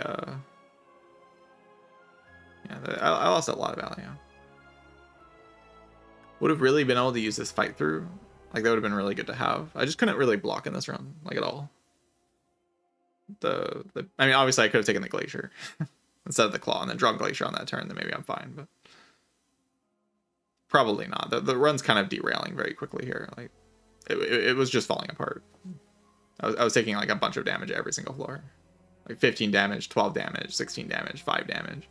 20 damage, 16 damage, 24 damage. Like every floor I'm just bleeding out. Yeah, like it's probably better. Or like definitely better, right? Like I'm keeping a 1 energy, deal 12, and then like the defends are okay. I'm keeping the 16 block defend. There's a lot of good things. No idea why I skipped the Dark Shield. I didn't like identify the problem. I didn't really take the time to like scan the P-Box, and I was like, I can probably block. I have like some block cards, but then it was the first floor, and then I immediately realized in these floors that I can't block. I wanted to build like some like really fast infinite type of deck that was like spamming cool headeds and playing like skim with energy gain and stuff, but like the deck was so far away from ever doing anything like that. you should just like bite the bullet and say, I need to take some random block. Take your Shadow Shield here. Maybe take even Charge Battery here. Just like take a few block cards and then turtle in a little bit and try to kill with the dark orbs. I was just dreaming of some other type of deck that wasn't. It was a phantasm, like a deck that doesn't actually exist that I was dreaming of. I was like pretending like the deck could maybe do something else instead of what it was actually doing, which is just kind of sitting there and taking damage.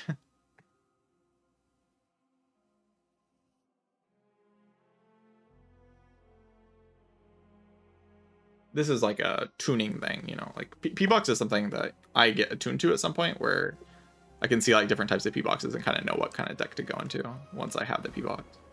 My idea of what kind of deck I wanted to build there was obviously very inaccurate because I just can't block. Like the random Frost Orbs just don't do enough. They're not even close to doing enough, really.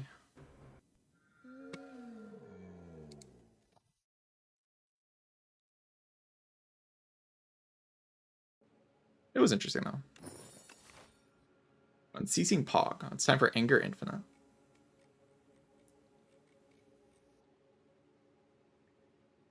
Farm 4 elites on the right every time. I mean, Cloud could never fail to do that. Cloud's too broken.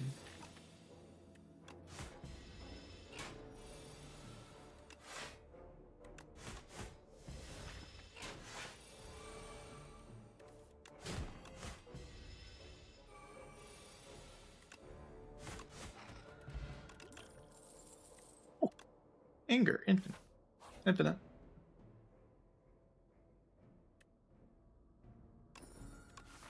Big. Oh my god, Anger Juggling. Infinite. I feel like I need a Trimble when I already have the Bomb Pot.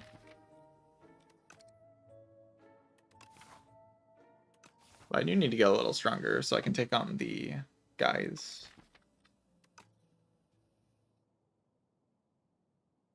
Some AoE option would be good. I guess Anger's kind of AoE.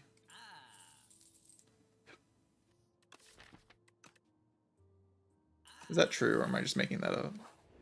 It's true, it's true.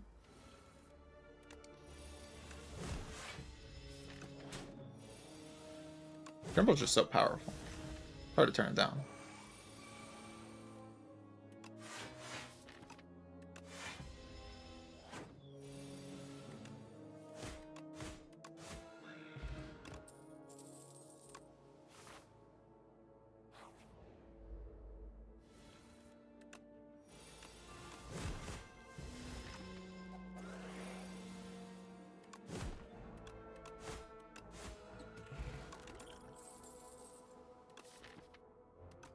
Blood Wall, sure.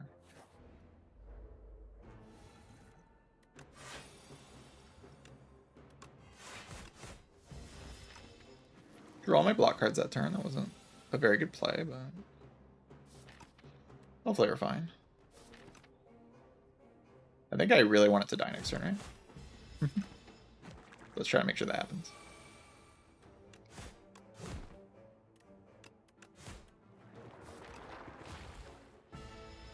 I guess we can't shuffle this Anger in anyway. Maybe I should have got a block card.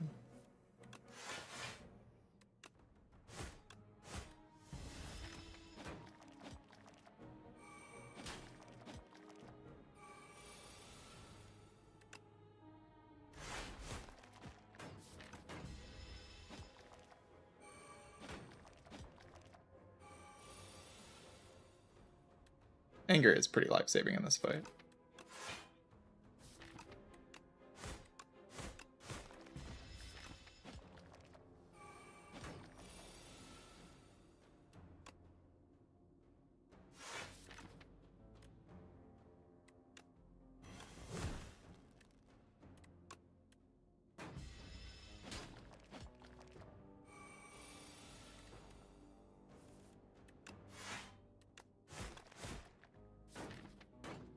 A lot of infections, so still a lot of potential damage I can take in this fight. Also take 0. Ruined Helmet, definitely looking for a Dominate now.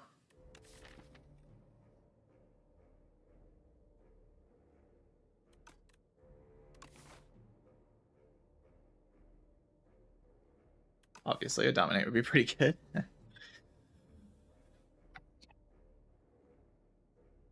Actually, on turn 3, the Sparkling Rouge will now give me 2 strength.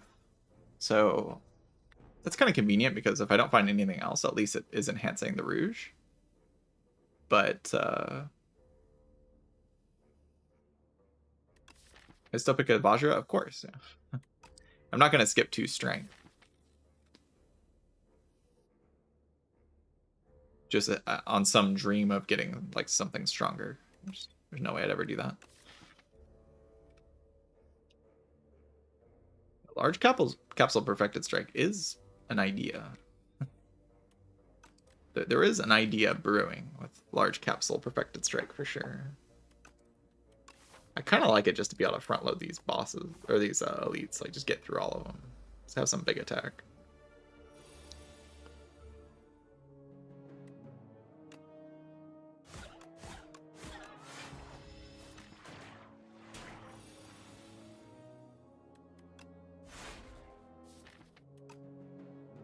I'll put a strike on at some point, right?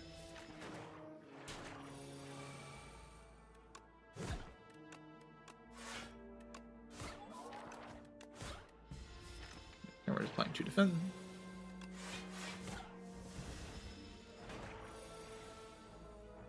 Yeah, we'll get the clone for sure.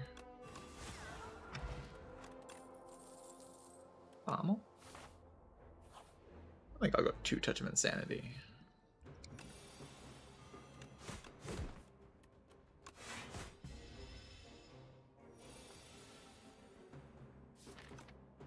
Could use it again here, but maybe I have an undue sense of confidence. Yes, I certainly do. I'm getting destroyed.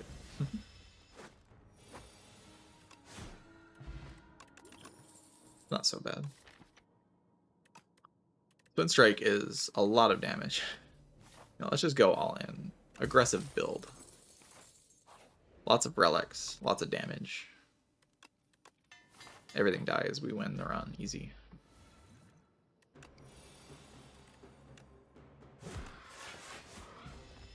I don't think I meant to headbutt anger, I'm not sure though. Could be wrong.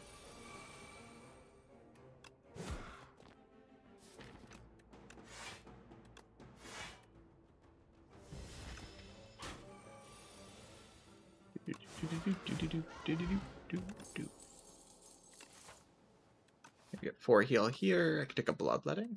It's pretty potent. Look at all these relics. Wow. I still die. My potions are not really powerful enough to make sure that I don't die. I'd go with the Tremble.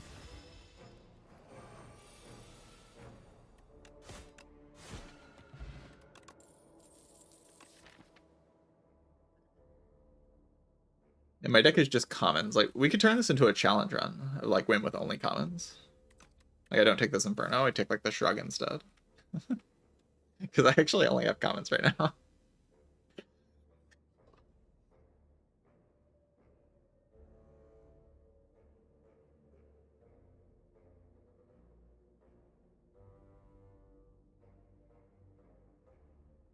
It's not, like, totally impossible to accomplish from this position, I don't think. It's pretty difficult, though. Go for it. Yeah, I guess Clone Perfected Strike would be a way to make it happen.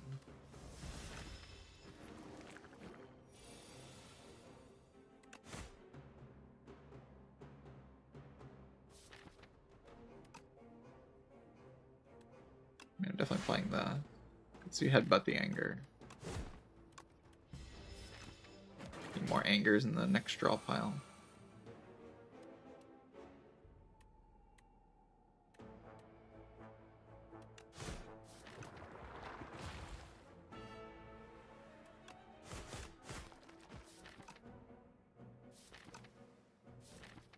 I only have 3 other things. I have tons of angers. I'm about to have Pinib. Didn't even use the Pinib this turn. could deal 16.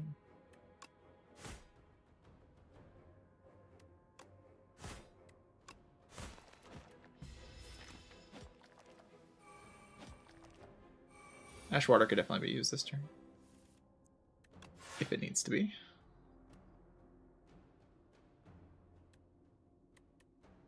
This blocks this, so this does take less.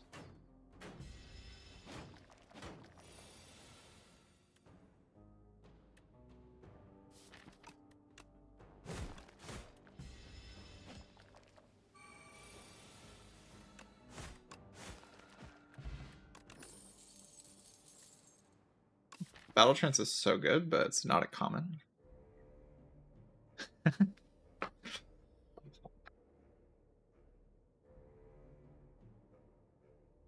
like we would just be kind of hoping for the Clone Perfected Strike.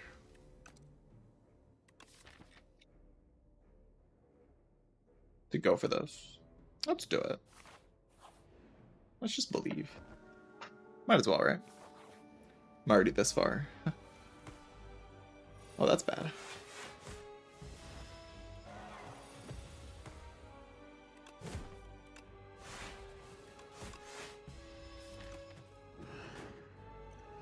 The touch of insanity on the Peace Strike in this fight.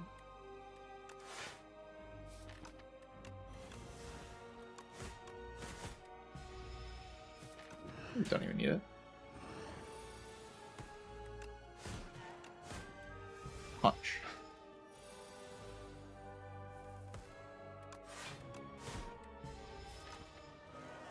Definitely not going to kill this turn, but maybe I'll drop Blood Wall.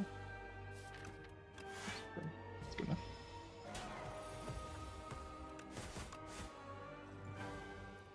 Right, Clone, Peace Strike, or it's probably not going to happen. Oh my god. Alright, all commons and an offering. All commons and an offering.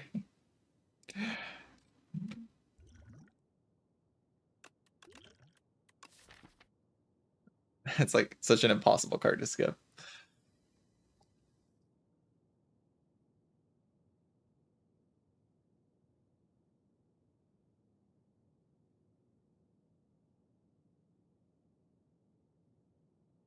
I mean, I kind of like the idea of like we never added a uncommon card to the deck, you know. But I guess I could remove it.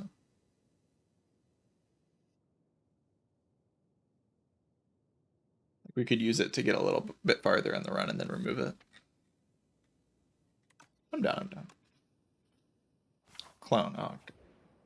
That's it. I guess bash into break, maybe we can do something. If we shrimp the offering, does it count?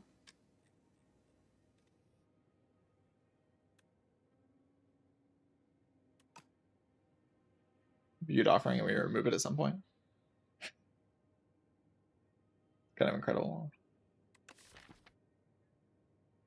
Probably just can't work anymore, right? Like there's no way I ever have enough damage.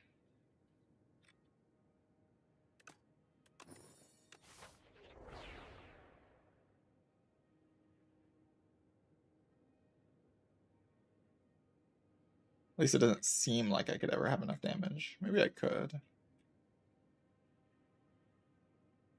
Somehow.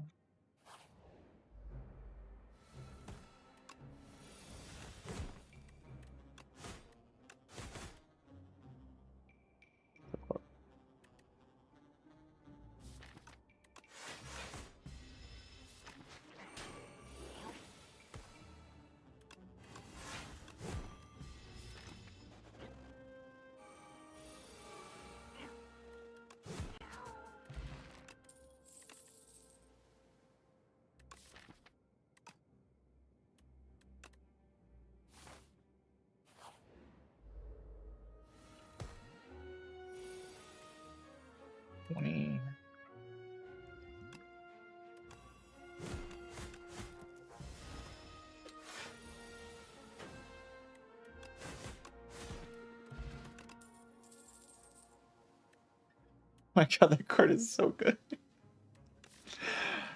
Oh my god. It's so good.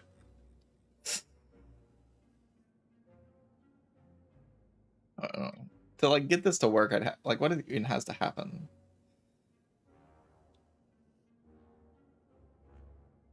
Like so much would have to go right. But, like, I'm playing this game for fun. Let's just try to make it happen. P-Strike's the way to do it for sure. I just don't have the clone P-Strike in this run. Definitely has to involve P-Strike. I meant to get bloodletting there.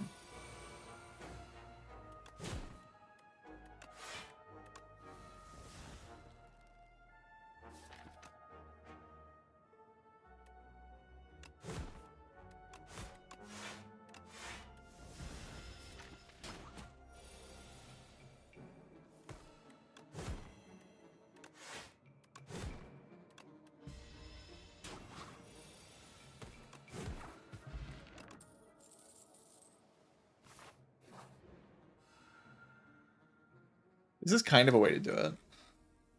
We get the history course. Then it plays P-Strike over and over again. GG. I just don't think I can really afford it. I think I'll die in this act if I take the history course. Yeah, I don't think I can do it.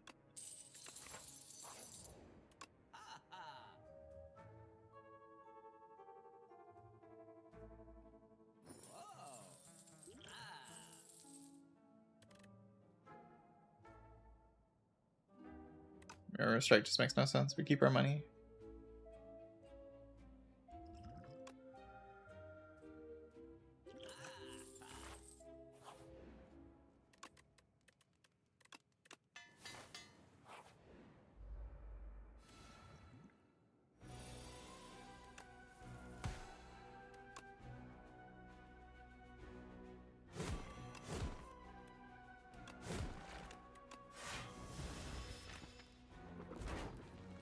It cannot be weakened.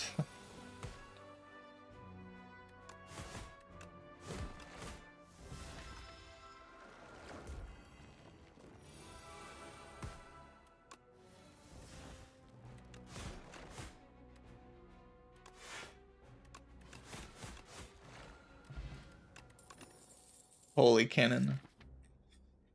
Honestly, if I get an Apo or something like that into next act, this can work. This can work. We can remove the offering and just like blow up the bosses with a bunch of relics. Another P-Strike would be helpful too.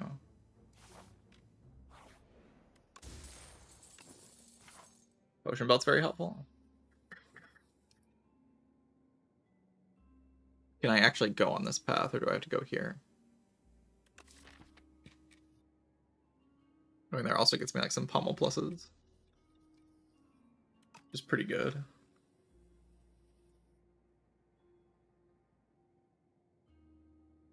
Good to go here for enough HP to take on Knowledge Demon convincingly. Can't even add powers to my deck.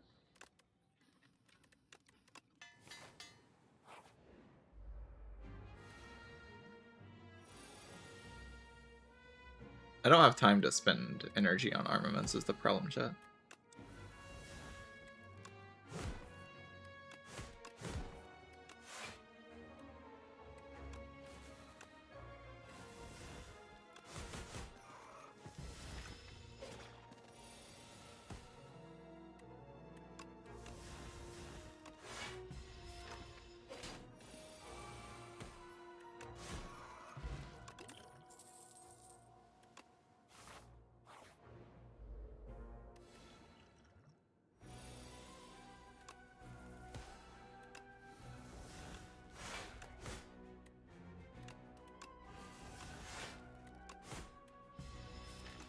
I need to advance the pin node.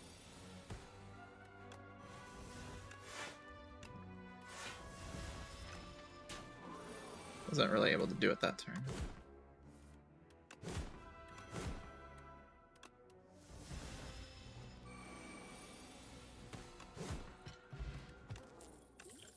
Maybe Vajra gives me a way to have strength. Now I have 2 strength at the start of the fight, which is actually really good. Helping me kill the enemy extremely quickly. Take a sword boomerang and upgrade it. We have to kill Chad. They need to die. Oh my god. Oh my god. Oh my god. Oh my god. Oh my god. Oh my god.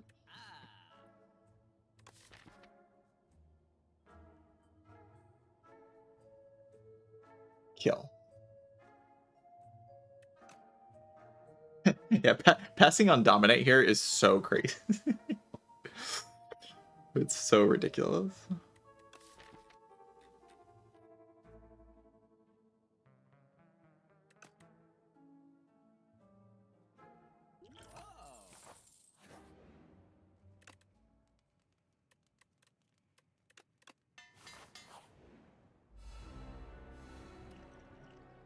The bomb.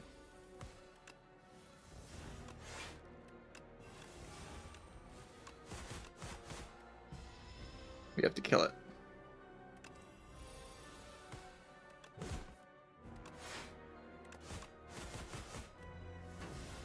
Has to die. Or I have to die. One of the two.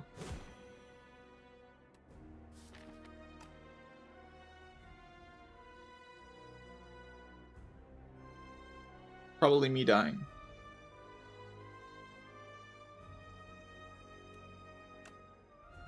Or so much. I can block next turn. Sort of. We go to 3 HP and then we like... We just kind of have to make it happen, you know?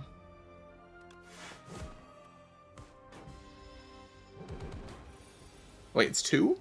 No! It's 2. 2 is so much less than 3. It's dead though, right?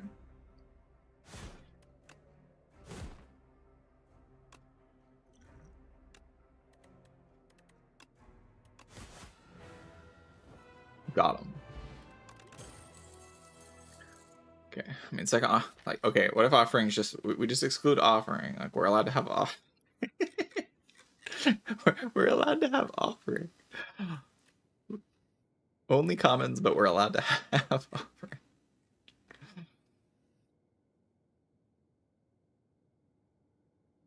Nah, offering's not allowed. Offering's cheating. Cheating.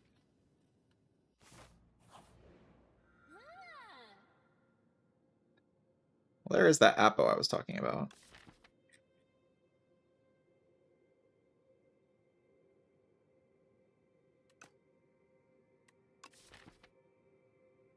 I feel like Diamond Crinchidum is a bit better, though. I would like to time the remove on the offering as late as possible. Okay, I can't do that. Guess I'm a dumbass.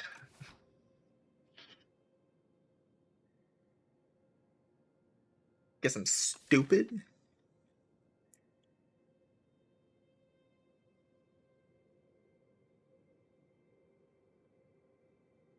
The most important cards are already kind of upgraded. But upgrading all of the cards is pretty good. It is pretty good. I have to remove offering at like one of the shops.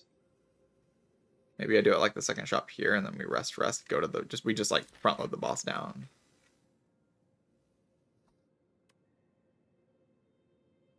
We just punch him, punch.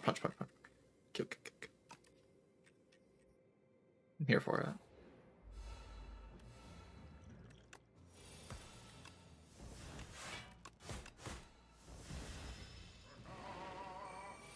Oh.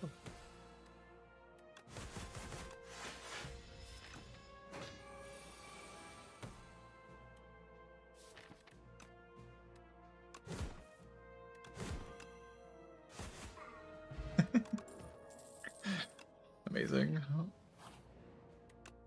Okay, we don't have to remove it here. We have to remove it in the next shop, though.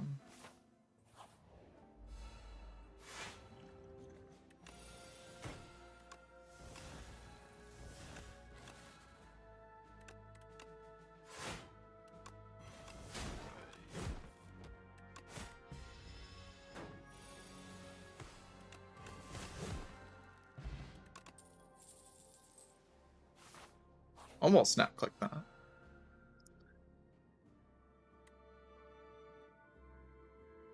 I can kill a 300 HP dummy. You just gotta believe.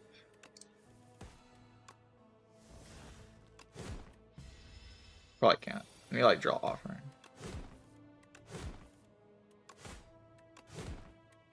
If I draw offering next turn, I can't do it.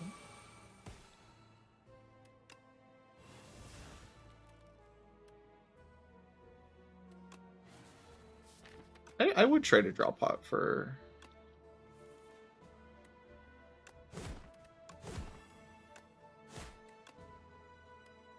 I don't think I tried to touch up Orbis for it though. Would I?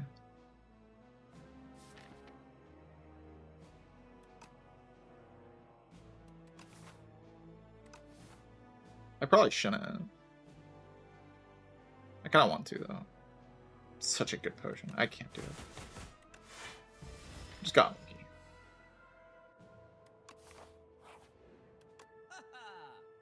Alright. Get out of my deck, you suck. World's first ever.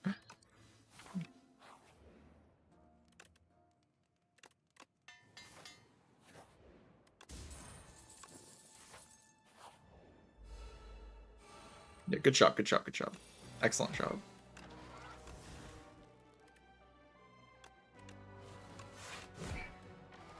Did I say 50 on it? I think it did.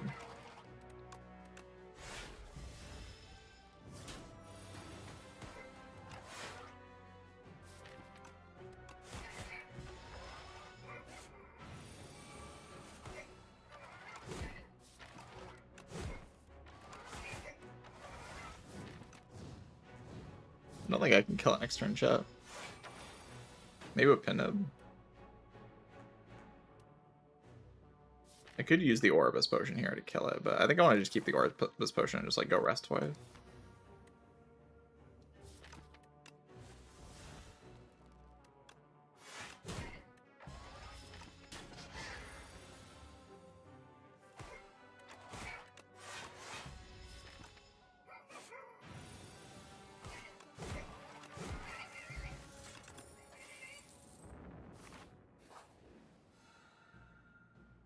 Corrupted. Oh my god. I'm so corrupted right now.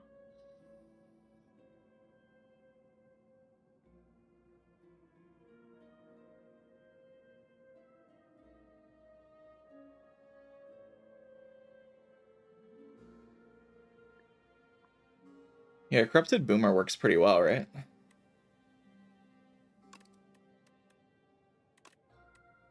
Doesn't it like scale everything? It does, right?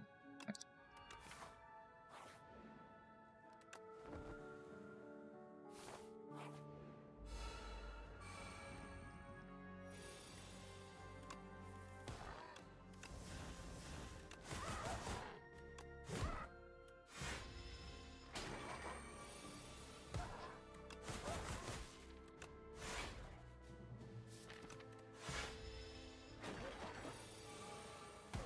Yeah, it's just another ball. That was my understanding of how it worked, so confirmation. Ultimate.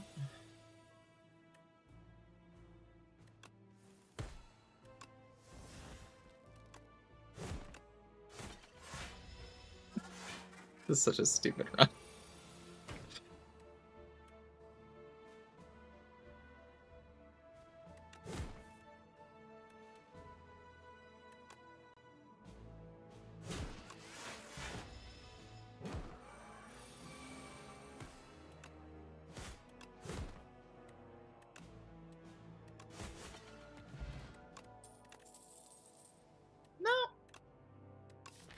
Could have had so many offerings. You could have had so many offerings.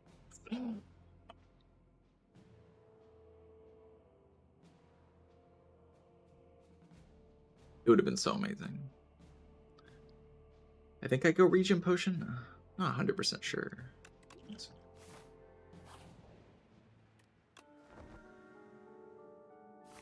All right, what do you think our odds are, chat? With this deck, commons only. We just made it happen somehow. don't really know how. I guess P Strike's OP or something.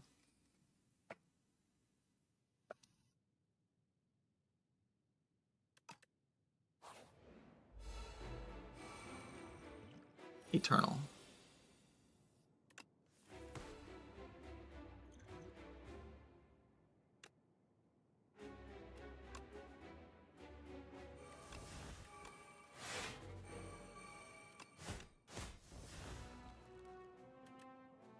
Play this into Vuln, but like why? Like almost dead already.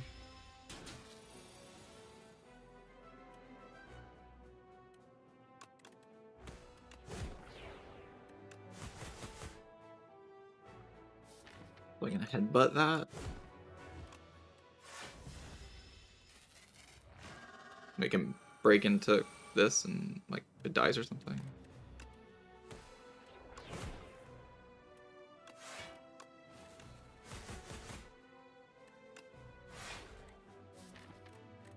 My breaks, man. Need them.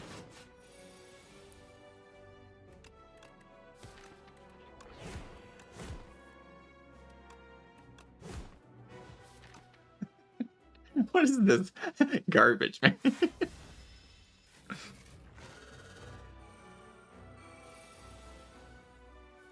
It just works. Tremble. It kind of needs to happen at some point. But, like, I have break, right? Block. Oh my god. We're gonna die, aren't we? Just a bad draw. Holy. Oh my god. Come on.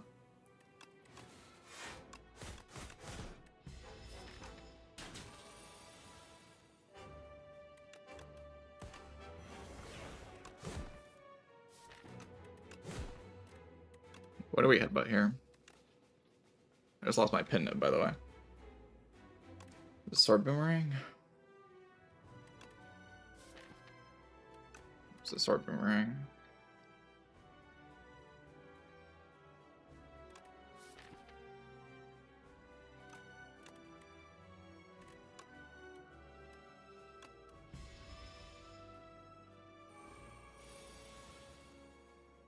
Oh my god, we missed?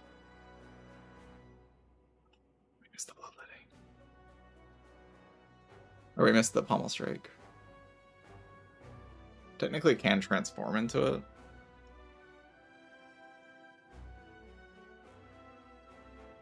Or into like some way to draw cards. Any exhaust would work. I think I have to go for lethal here. There's like no way I can play. Okay.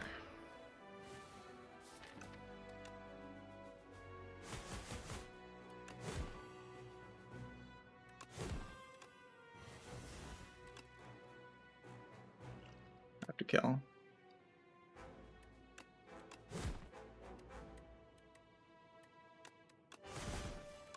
Unceasing drop.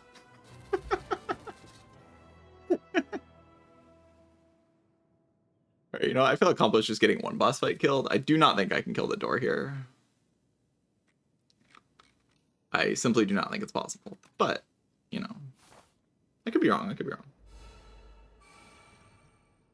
I don't believe that it's possible. Maybe Discovery can prove me wrong.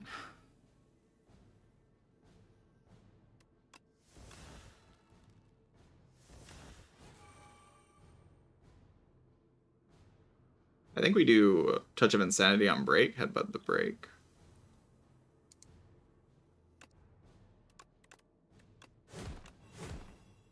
Yeah, I should drink 3 times.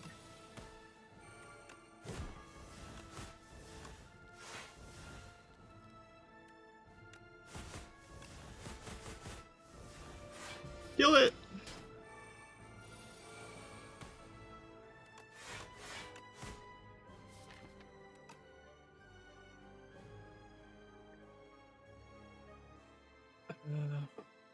I need to get pin ever.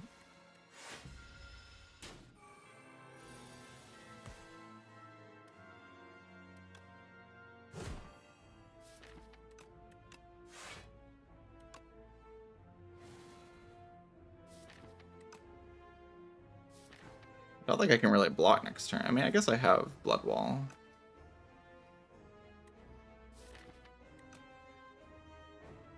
But if I Pommel Strike, the next turn I Pommel into bloodletting. I can probably pin him to kill it.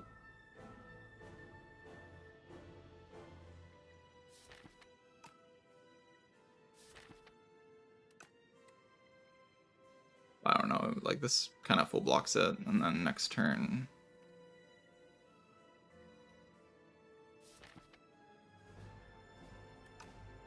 Yeah, I'm probably just chilling.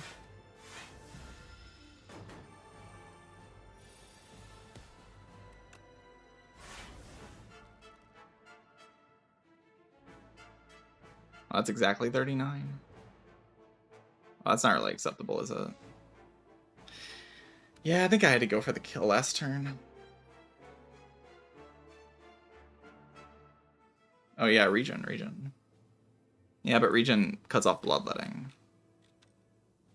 But maybe I have to shuffle here.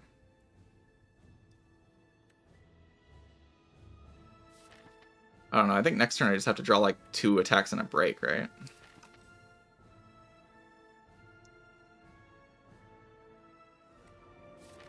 It just kind of has to be that way.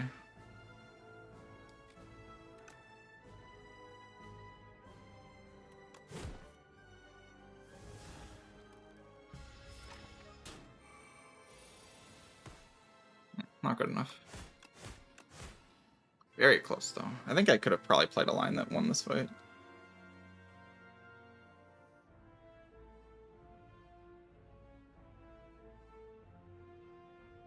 Maybe. I don't think I can ever really try to survive this turn, though, right? Like, it's just not realistic. I mean, I'm 1 card off. Like, I need 1 card in my hand. Like, any of these cards would be enough to win the fight.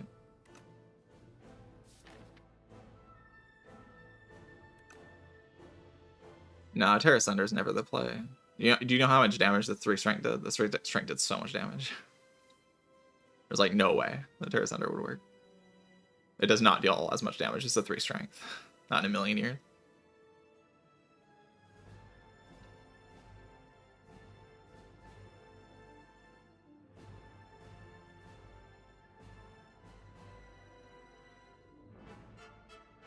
Saving the potion just makes no sense, because, like,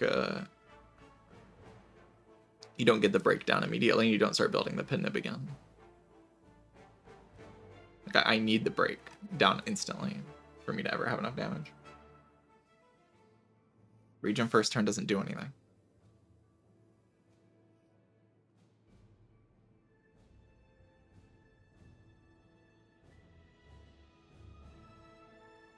Discovery unupgraded let me upgrade the card from Discovery. That's why I played it unupgraded. I would have 1 less strength here if I didn't play it unupgraded.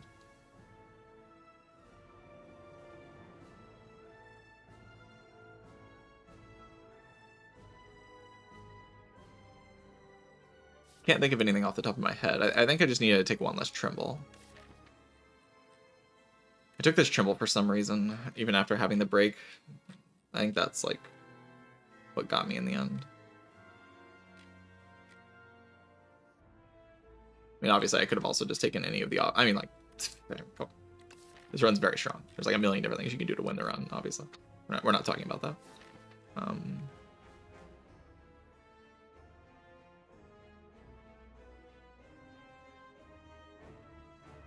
Yeah, it kind of sucks that I just didn't get the good draw. Like, if it just breaks in my hand here, it's just dead. Would have been kind of exciting to actually get this after just deciding to go for it randomly. I feel like Clad probably is the best character at winning with only common. Yes, I can replay the fight. It doesn't matter. I didn't play any bad line. Every turn was just forced.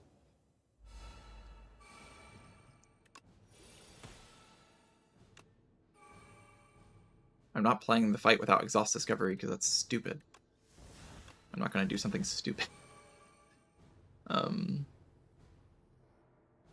I do think the break thing made sense, but I guess you could maybe argue that I should just play Pommel here.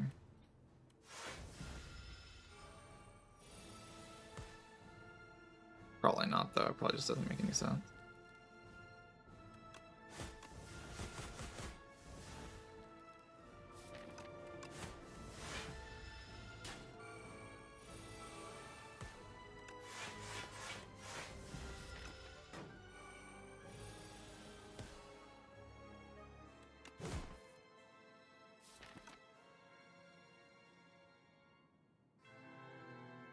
Would like try to kill here, I guess.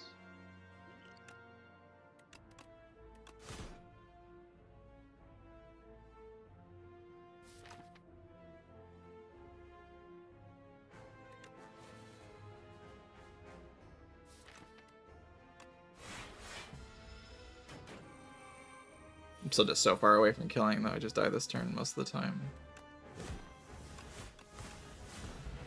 Oh my god. I mean, that was just lucky, right? Like, that was just lucky. Like, top taking exactly break and P-strike. Like, that's just lucky. I could, like, that could have happened on the other turn, right? Like, I could have gotten that exact same kind of luck in the other draw order. It's just randomness.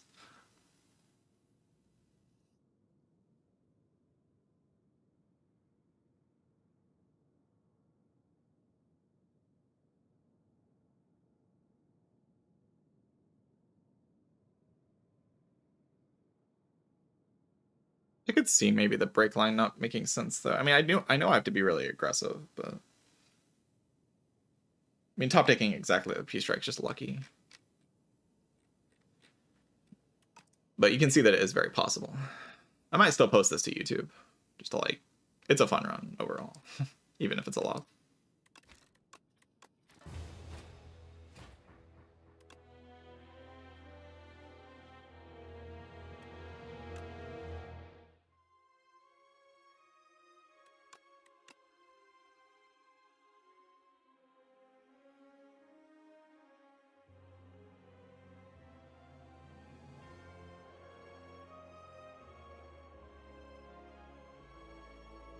Like the cannon Apo theory.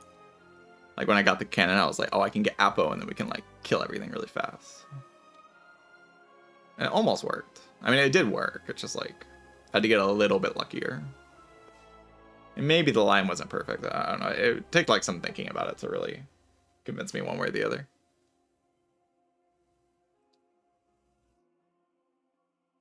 Ironclad probably is the best at this. I don't like it. I mean, maybe Silent could do it. I feel like Silent would still be kind of awkward, but like having no powers on Silent, the powers are kind of what makes the character strong, right? Yeah, it seems kind of tough.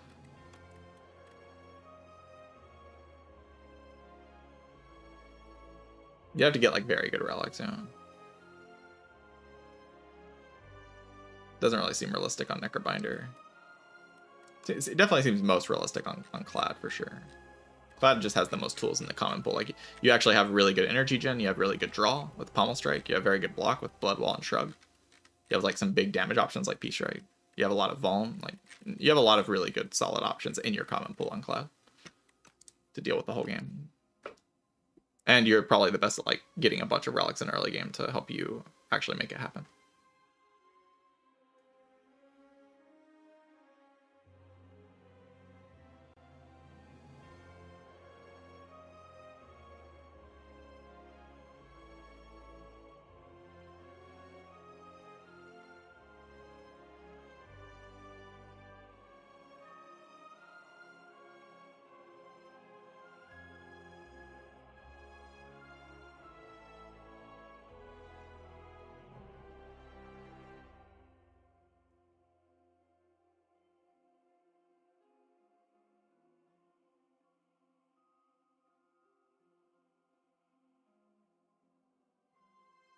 I think playing Regent feels stiff. I don't really know what that means. For a character to feel stiff.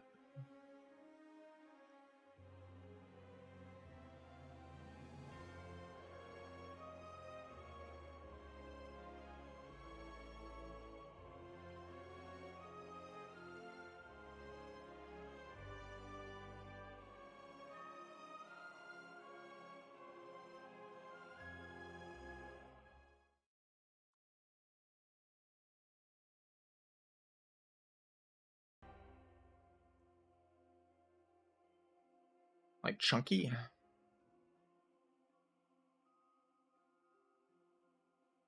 The common only on purpose, yes.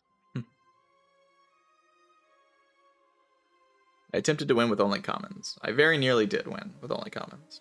We got very close.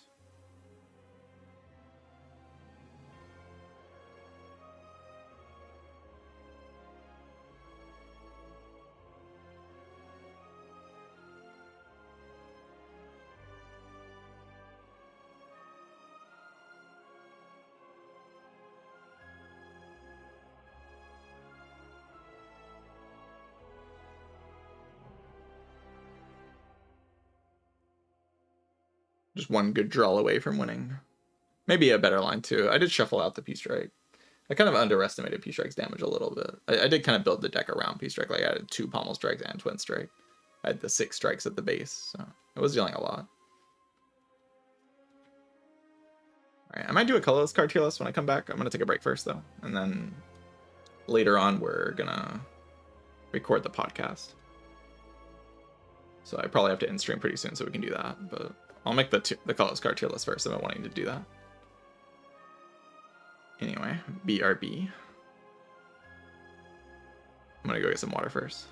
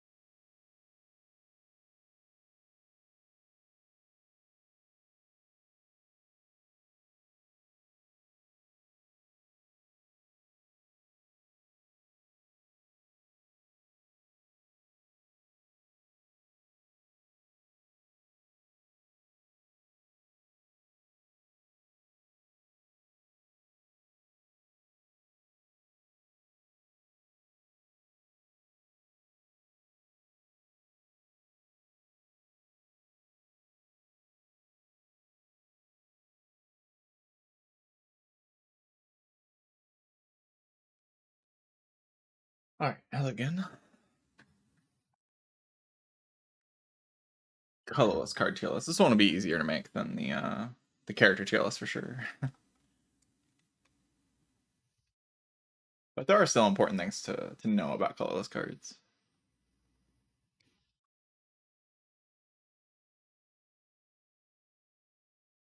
A lot of these are multiplayer exclusive as well.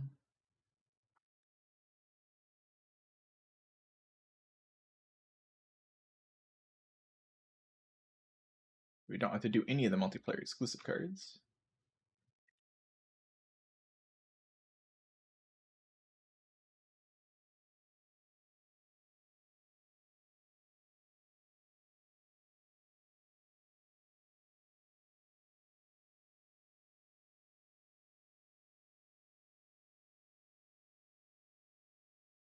Alright. think that's all of them. I think so. All right.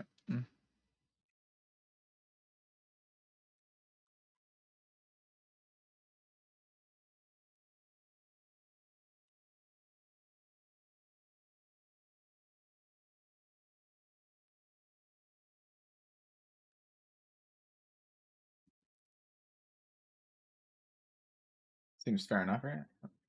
Move this one down. Not really sure about the event relic or the event cards. Maybe I can rate them, I guess. I see why not.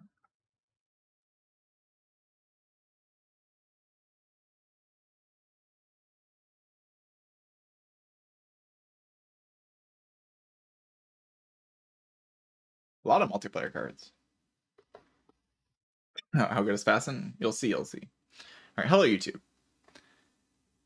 We're gonna do a colorless card tier list real quick, just to finish out the card tier list. I said I would do a colorless card tier list, so might as well get it done. This will finish out all the card tier. I mean, just to put this out there, the card tier list from like a while ago, like the Regent card tier list, and maybe even the Silent one. The Silent one probably hasn't changed that much, but the Regent one, I have a bunch of new opinions about Regent, so that tier list has already shifted around quite a bit. Even some of the changes have impacted that tier list, but not many of the changes have impacted my opinions of colorless cards. So, but I feel pretty confident about how good the colorless cards are. Let's just get them rated. Shouldn't take all that long. All right. Starting with Alchemize. So starting with the good one. Why is this card back in the game? Like, it was one of the cards that like led to the most degenerate gameplay in Spire 1. So I felt pretty like it was pretty likely that Alchemize would be gone in Spire 2. But it's not gone. It's still here, and it's still doing the same stuff it was doing in Spire 1, where you just get a potion every fight. It's one of the easier ways to snowball an early game. You just get Alchemize from floor 1 shop, or not floor 1 shop, Act 1 shop, and you just have potions forever. Very powerful. There's even more ways to get potion slots in this game. There's the Niao bonus that gives you an extra potion slot, and there's the boss relic that gives you 3 extra potion slots, I think. Or 4? Yeah, 4 extra potion slots, actually. That's a lot of potion slots, and Alchemize just fits so well. The more potion slots you have, the better Alchemize is, and there's just more ways to do that, so Alchemize is even better in this game. Potions are really strong. Alchemize is incredible. Not much to say about it. I don't really like that it's in the game. It's a very degenerate card. It leads to you playing fights very slowly. There's a lot of stalling that you can do. Just leads to decks being less interesting, and it's also just incredibly powerful on top of that, so it's just not a very interesting card in my opinion. All right, Anointed. Is this a bad card? I mean, Anointed does have some utility, but like, Anointed is a card that it does do things. What it says is put every rare card from your draw pile into your hand. In certain situations, this card is pretty good if it's in your opening hand.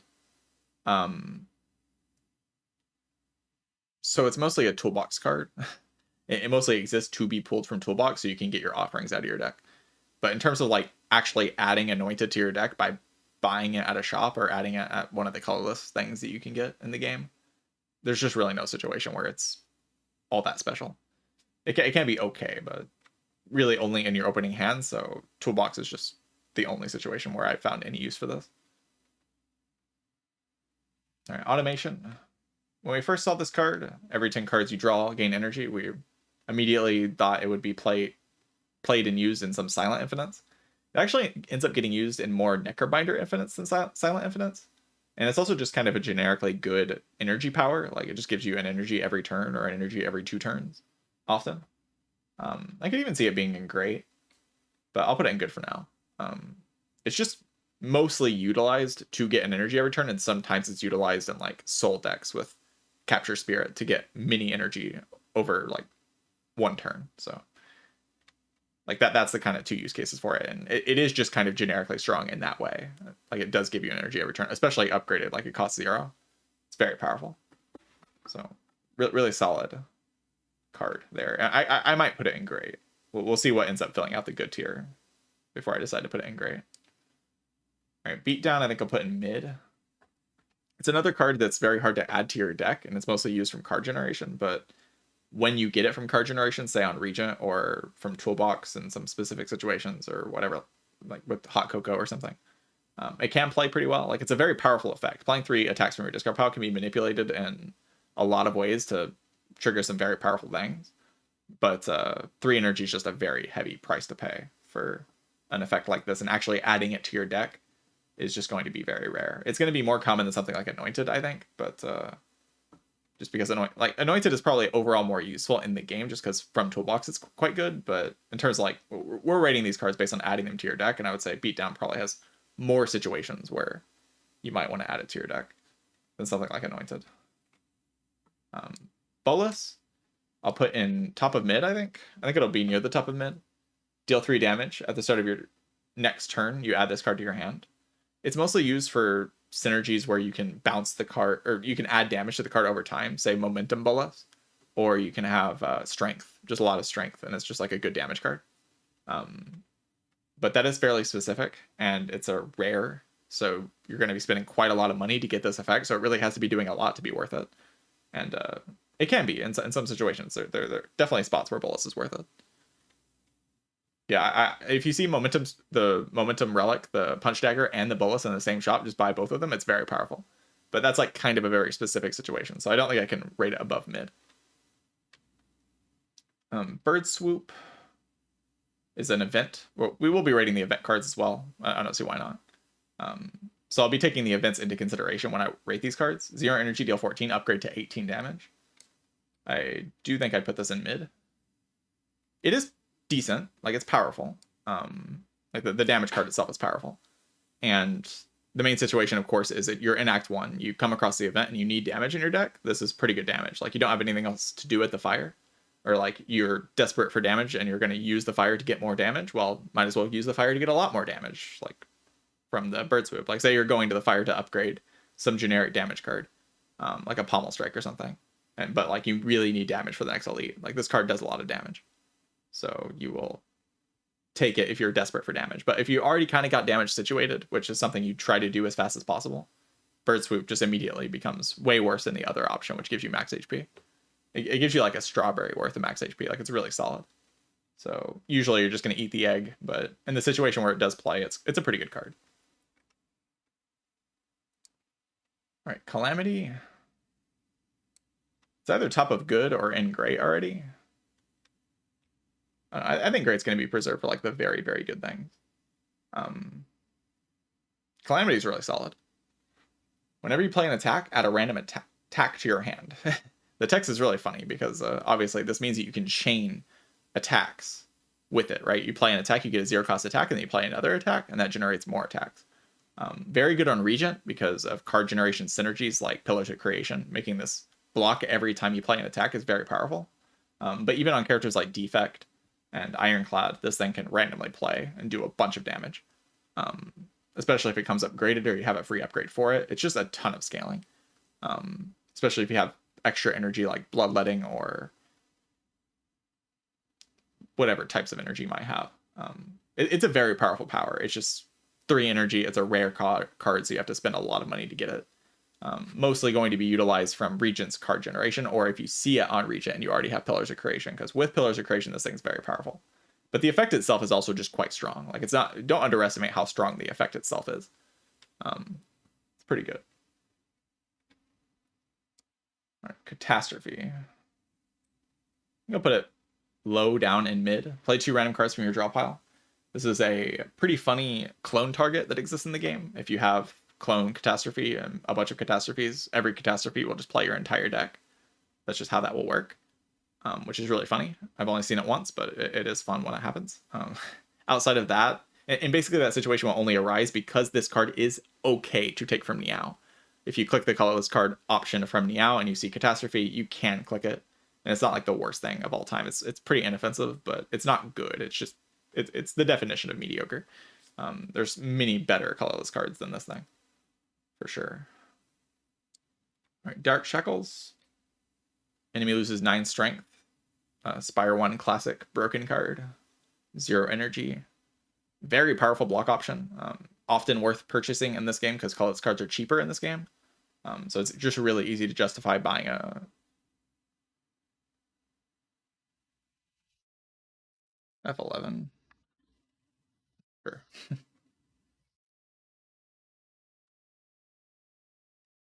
It's really easy to justify buying Dark Shackles in like most shops that you see it in. Like especially if you're playing Ironclad and you have like Dark Embrace, Final Pan, these types of things.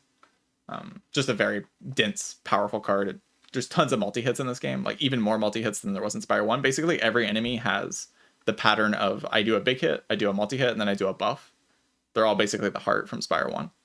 And Dark Shackles is obviously going to be incredibly strong on one of those turns, and is also strong on the single hit turn. Like, it's such a dense card.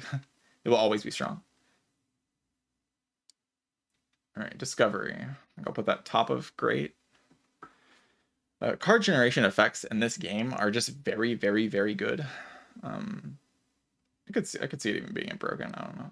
But depends on the character. Like Discovery on Regent, I think I would put in Broken because it makes it free to play. So you can get like comment decisions, things like that for free, which is ridiculous. But even on other characters, it's pretty good. On Regent, it just one shots the entire game, but on other characters, it's still pretty good as well. Definitely worth buying if you see it in the first shop. I've just been buying Discovery as like if I see it in the first shop, I just buy it. If I see it in the second shop, I might still just buy it. It's just that powerful an effect, and colorless cards are pretty cheap, so yeah, would recommend. Very powerful. All right, Dramatic Entrance. An 8. Deal 11 damage to all enemies. So this card is buffed from Spire 1 for some reason. I don't really know why. I think I'll put it at bottom of great. The card was already kind of okay and worth taking in Spire 1. But now you can get it from Whale more often, or like just as often.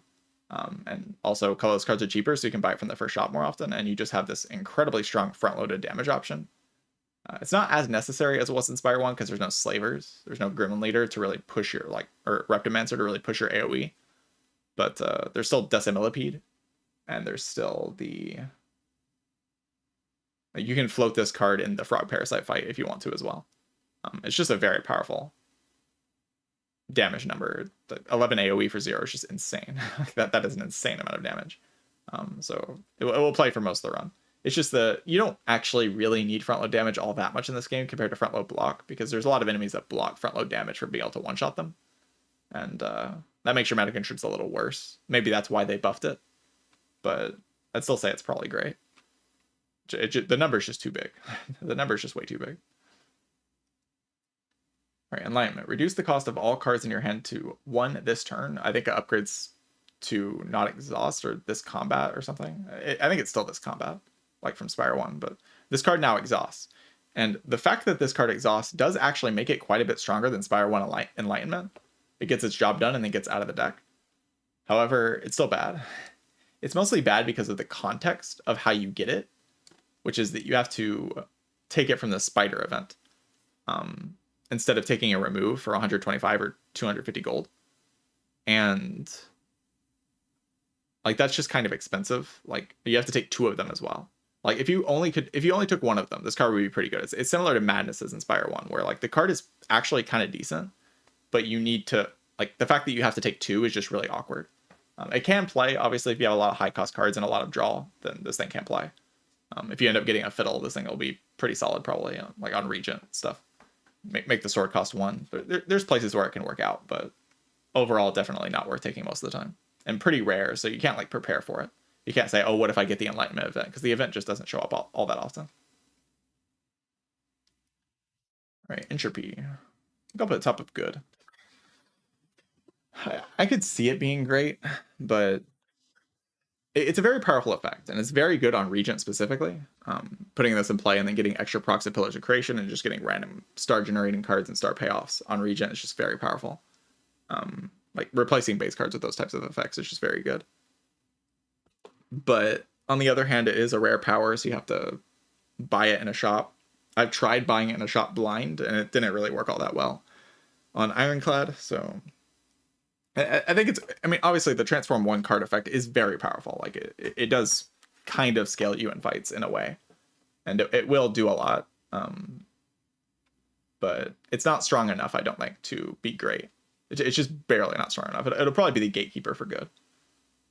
But yeah, if it drew an extra card every turn, like at the start of your turn, draw one card and then transform one card, it would be the best. Like it would be like broken tier, but like it's kind of like just good, I think, right now. Because the effect itself is very strong. So if it also had like the machine learning effect attached to it, it'd just be broken. The transform effect is itself very good. I just don't think it's quite good enough to be in great tier overall for all the characters. All right, Equi I think is good enough to be in great tier. I don't think it's like high up in great tier, but retain your hand is a very powerful effect, and 13 block in this game is a very powerful effect. Getting this early on Necrobinder, Regent, even Clad, like any of the characters can just be very powerful. Yeah, super solid, super solid. A mid, yeah. I mean, it's cheaper in this game as well. Like the colorless cards are pretty cheap. They cost 90 gold or something, like in that range. So I just buy Equi when I see it in the first shop, and it's been great. Do recommend. Very good card. All right, Eternal Armor, 3 energy, 7 plating. I'm gonna put this in mid. It's not bad. I'm like certain this thing is not bad. I have bought this thing more than once now. You have to be in kind of a very specific situation. Like, say you have Orichalcum and you just don't have block, and you're just blocking with Orichalcum, but you need your block to be scaling a little higher in like a specific boss fight that you're coming up on. This thing can definitely be worth putting 3 energy into, just to get that, like, just have that passive block with the Orichalcum. If you need it, you'll know when you need it. I've needed this thing a couple times. It's saved my life a couple times. It's just a powerful effect. Like, plating is good. It's just like 3 energy is just kind of funny. Like it costs, but if this thing costs 2 energy, it would actually just be very strong. Yeah, I think it's 9 now. Maybe they buffed it, but like 7 doesn't look like what it was last time I played it. But whatever it is in its current state right now, it is strong enough to be mid. I think 7 is an old patch. Yeah, 9 upgrade to 12. Like, that's just a lot of plating. It's so easy to turn that into, like, I just block the fight forever. It's definitely not bad. It's not good, but it's definitely not bad. All right, Exterminate, 3 damage to all enemies 4 times. I think I'd put both Exterminate and... We'll talk about them at the same time. Exterminate and Squash. I think I'd put Squash a bit higher than Exterminate. But I'd probably put them both in good. Like, they're both good cards. It's a little awkward how they get forced into your deck, but... Exterminate benefits from the fact that Act 2, like, you get this event that gives you this card inside of Act 2. And also, the AoE fight, the Decimillipede, is one of the most dangerous fights in the game. So sometimes this card can just save your life. Like, you just see it on the second question mark of Act, or like the second floor of Act 2 from a question mark, and you're just like, oh, the Decimillipede fight is so much cleaner now. So you have an Akabeko, you can enchant it somehow. There's a lot of enchantments that boost multi-hits, and this thing is a very strong multi-hit, so... It benefits a lot from that, but in comparison to Squash, it is a much weaker effect. Squash is 10 damage applied to vulnerable. For 1 energy, it's like a bash, basically. But and I think it upgrades to 3 vulnerable. It's a very powerful card. Like that is a strong card. Almost always worth adding to most decks. It will just perform. Definitely stronger than Exterminate, but Exterminate does have the case where it helps you against specific fights in Act 2, especially Decimillipede, so... Don't sleep on this thing, even though this effect is definitely stronger. For sure. Fasten. Oh my god. Anybody cringing?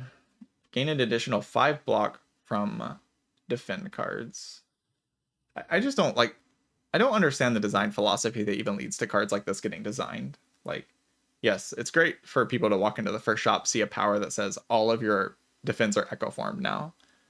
Like, you just have echo form in all your defense. I don't really understand the design philosophy that leads to this kind of card. Like, it's just so confusing to me. I've had mini runs with Fasten. It basically gets in my deck as soon as I see it because it's just that strong. Turns your base defend cards into good enough blocks to block basically the entire run. Like all the way to Act 3 Boss Gauntlet. you'll just block with Fasten. It's just that good. It's an utterly ludicrous, bonkers, ridiculous, insane card. I don't know why it doubles the defend value. Like, why is it 5 block? I don't. Whatever. I don't understand. Alright, Feeding Frenzy. I've never had this card. We'll talk about it later, maybe, but I might just ignore it. Because I've never actually done the event to get this thing. Finesse. I think I'll put this in grade. Finesse, it's not actually, like, great in Spire 2, because the, like, infinite thing that you can do with Finesse isn't as common. However, they buffed this card. In Spire 1, this thing blocked for 2, and now it blocks for 4, which is, like, too much. It just blocks for 4. Like, Finesse in Spire 1, there was often a joke of, like, this thing's just a blood vial. You add Finesse to your deck, and you play it once every fight, it saves 2 HP, and that's a blood vial. So the card is just a blood vial. And it's, like, a pretty good card. Now this thing is, like, closer to a Burning Blood. Because instead of saving 2 HP, it saves you 4 HP as a cantrip in your deck.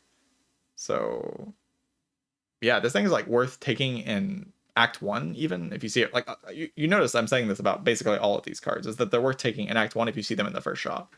And I've been buying colorless cards very often from the first shop, and Finesse is no exception. It's very powerful. This card on Silent, yeah, Dexterity makes it even better. It's just good. Alright, Fisticuffs I think I'll just put in good. 7, it's like a little wallop, basically. 7 damage, game block equal to damage dealt. It's like half a wallop. Wallop's a pretty good card, but you don't have Wrath in this game. There's not a lot of, like, huge damage multipliers. You don't get Pin Nib as often as you did in Spire 1. But obviously if you had, like, Strength, if you have Strength, if you have, like, Vuln, if you have cards like the Silent card that doubles damage, what is it called again? I haven't played Silent in a while. Like the weak double damage. Tracking, yeah. If you have something like that, then Fisticuffs goes off pretty hard, but it's just kind of alright. Like, it's perfectly middle of the road good card. Like, it's not, like, mid tier, but it is powerful, but it's not as good as these cards. Like, these cards are all very powerful. Like, really you could rename this as, like, these are all powerful effects. Like, these are good. I guess that is kind of how they're named, but yeah, good cards. Flash of Steel I don't think is as good as Finesse, just because block is not as good as damage in this game, or damage is not as good as block, but it's still a powerful effect. It's also buffed from Spire 1. It used to deal 3 damage, now it does 5. So it's like a strike cantrip, which is pretty good. Yeah, it's pretty good. Free damage is good. It's a strong effect. I don't think I'd put it quite into great tier, though.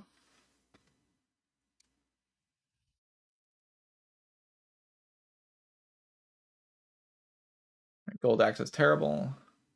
Deal damage equal to the number of cards played this combat. Get out of my face, you suck. Awful card. Alright, here's an interesting one. Deal 20 damage. If fatal, gain 20 gold. Hand of Greed. I don't know where I put this, honestly. I tried taking it once, and it was not bad. Like, it was still pretty solid. Like, I made a lot of gold with it. But you don't have Act 4 anymore. So, like, you don't have as many ways to use the gold as you did in Spire 1. That makes it a little bit worse. I think I'll put it top of mid. I think it is still kind of good, but just the more limited ways of using gold is a bit awkward. It is cheaper to buy, but it's still mostly going to be a card that's just very good to high roll off of if you see it from whale bonus, right? Like, you can get, if you don't know, Chad, you can get a rare card from the colorless card from Niao. It's just very rare. I've actually never seen it, but you can get it. So getting Hand of Greed from Niao bonus is possible. And if that does happen, obviously it's very good. But actually fitting this into a run is just kind of difficult with how it's designed right now. I still think it's a pretty powerful option, but it's just the timing and the lack of Act 4 just makes it... Like, Hand of Greed is a way to scale into being incredibly strong at some point in the run. And you just don't need to do that in this game as much as you did in Spire 1, because there's no Act 4. When Act 4 comes back, I could definitely see this thing being much higher. Alright, Hidden Gem. I think I'll just put this in good. A random card in your draw pile gains replay 2 if it does not already have replay 2. This thing's alright. think I'd put it around automation and calamity. There's definitely a lot of sentiment that this thing is broken. I've seen a lot of people say, oh, hidden gem, OP card. But it is fundamentally a pretty slow scaling option and also has a lot of RNG attached to it. Like if you bottom deck it and you don't have a card in your draw pile, the card does nothing. If you don't hit the right target, then it's not as strong as if you hit the right target. However, the effect itself is actually really good. Like I've seen runs that were kind of struggling for scaling. They took a hidden gem. Hidden gem just hits, defends, and strikes, and eventually the deck gets to the point where it just outscales everything. And having the ability to do that is pretty powerful for 1 energy. So like the card definitely has a niche, but it's not nearly as powerful as people make it out to be, for sure. It's just a very high dopamine card. But it's not nearly as powerful as people think it is. It's so good though. I don't think I could put it in mid. Definitely better than a lot of those cards. All right, Impatience is like a good Necrobinder card, I guess. I still think I'll put it in bad. Just because like there's so many, like it has to be on Necrobinder specifically for it to be even like reasonable.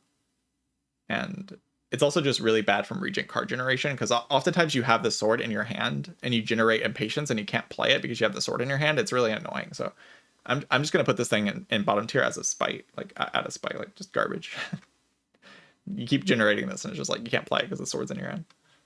I do think it's somewhat okay on Regent though, or on a Necrobinder.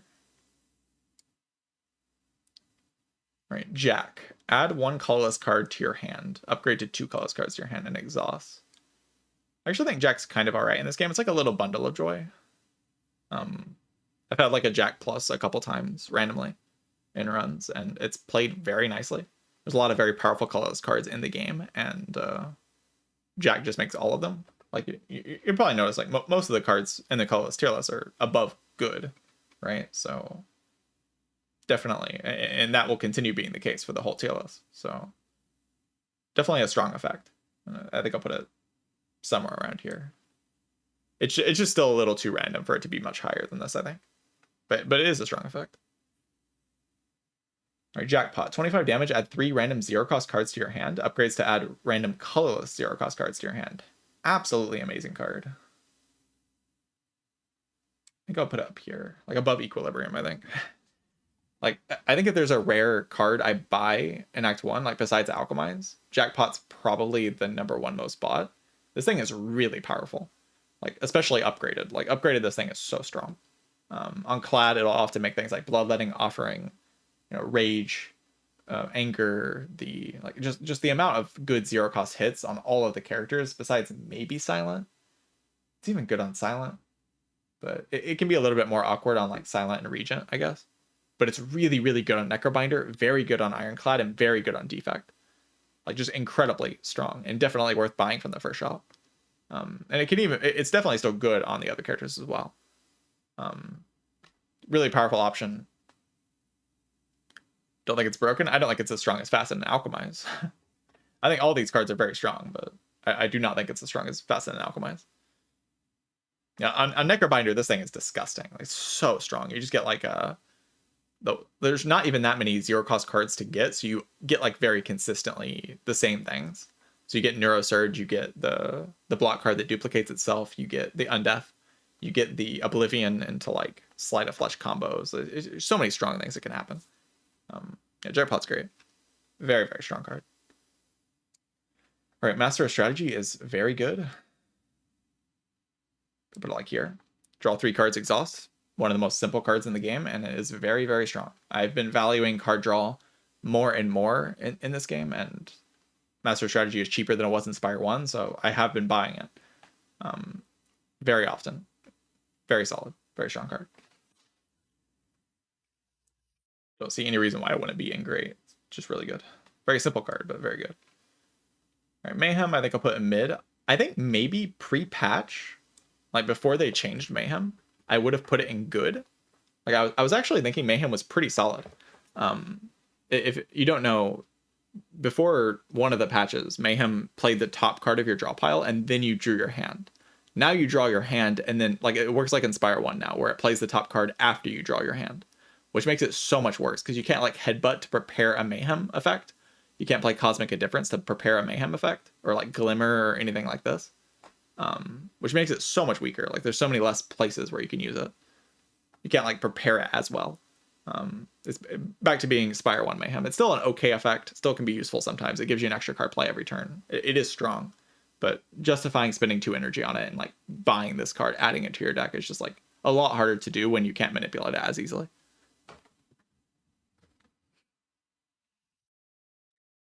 All right, Mind Blast. I still think Mind Blast is probably bad, but it is certainly a lot better in this game than it was in Spire 1. And I don't really think it needs to change because there's a lot of funny things you can do with Mind Blast. If you have like a clone deck, you can just clone cards. Like Mind Blast itself can be a clone target, where you just clone a bunch of Mind Blasts into your deck, get like 1,000 cards in your deck, and then Mind Blast one-shots everything. Pretty fun. Mind Blast can work with things like Bing Bong. Can work with, like, there's just a lot of ways in this game to get a ton of cards into your deck. You have like the duplicate deck event, you have the Lord's Parasol, you have the clone, you have the Bing Bong. So many ways to make that happen, and Mind Blast benefits from all these things. And also Mind Blast is buffed. Now it costs 1 energy upgrades to 0 instead of 2 upgrades to 1, which is a lot better. And even still, I don't think it's good. It's just too specific of a situation. You have to like get it from, you have to actually pay money to add this card to your deck. It's an innate attack, which isn't really something you want in late game. And it's only good in late game, so it's just kind of awkward timing. Maybe Act 4 will make this thing better, but as it stands right now, it's kind of a toolbox card. It's pretty good from toolbox, though. Definitely not bad from toolbox. All right, Nostalgia. I think I'll put this thing in good. Around automation, probably. The first attack or skill you play each turn is put on top of your draw pile. Very funny card to get from card generation on Regent, because you can get this card and the Gambit. And then you play the Gambit after putting Nostalgia in play, and every turn you just get to play the Gambit, which is pretty funny. But outside of that, the card's just kind of all right. Like, just a decent consistency power that you put into play. You play the same card every turn, and then, I don't know. Good things happen, I guess. It is good. I've had it in play a few times, but actually justifying buying it and adding it to your deck is pretty rare. But when it does happen, it is strong. It's kind of like around Calamity and Hidden Gem, where like the effect is powerful, but you have to be in a situation where like the effect is good enough to actually justify paying for it.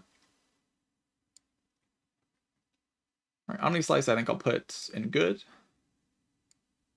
Go around here.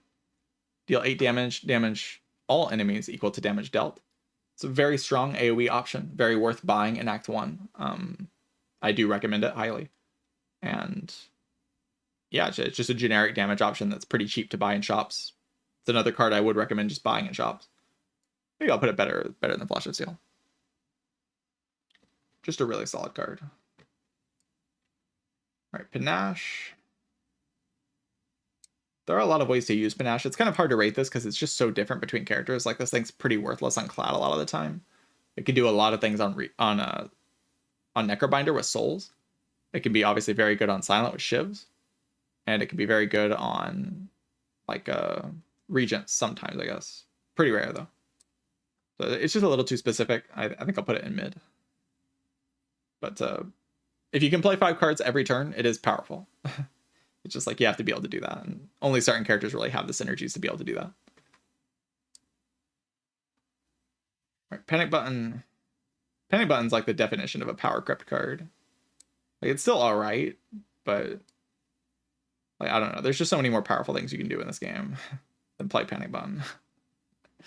Like, you have to spend money on this. Like, look at these other colorless cards. Like, look how powerful they are, and like you have Panic Buttons. Like, I don't know. It's all right. It's okay. Like, block 30, you can't block for the next 2 turns. Reasonable effect. It does exactly what it says on the 10. It's just a Panic Button. And it's all right. just worse in this game just because, like, the block options in this game across all the characters are just way too strong for it, basically. Peck. I think I'll put this thing in bad. Deal 2 damage 3 times. I think in general, Toric Toughness is almost always better unless you're in a Phantom Act. If you're fighting Phantom, then Peck can be very important to getting through the slippery stacks. But outside of that one specific situation, Peck is just a strike with like some extra utility sometimes, which is pretty bad compared to Toric Toughness or the Slither enchantment, which can be very powerful. And Torrent Toughness is definitely just a bit better than this card overall. I can rate Torrent Toughness now. I think I'll just put it in mid. Like up here in mid. It's like okay.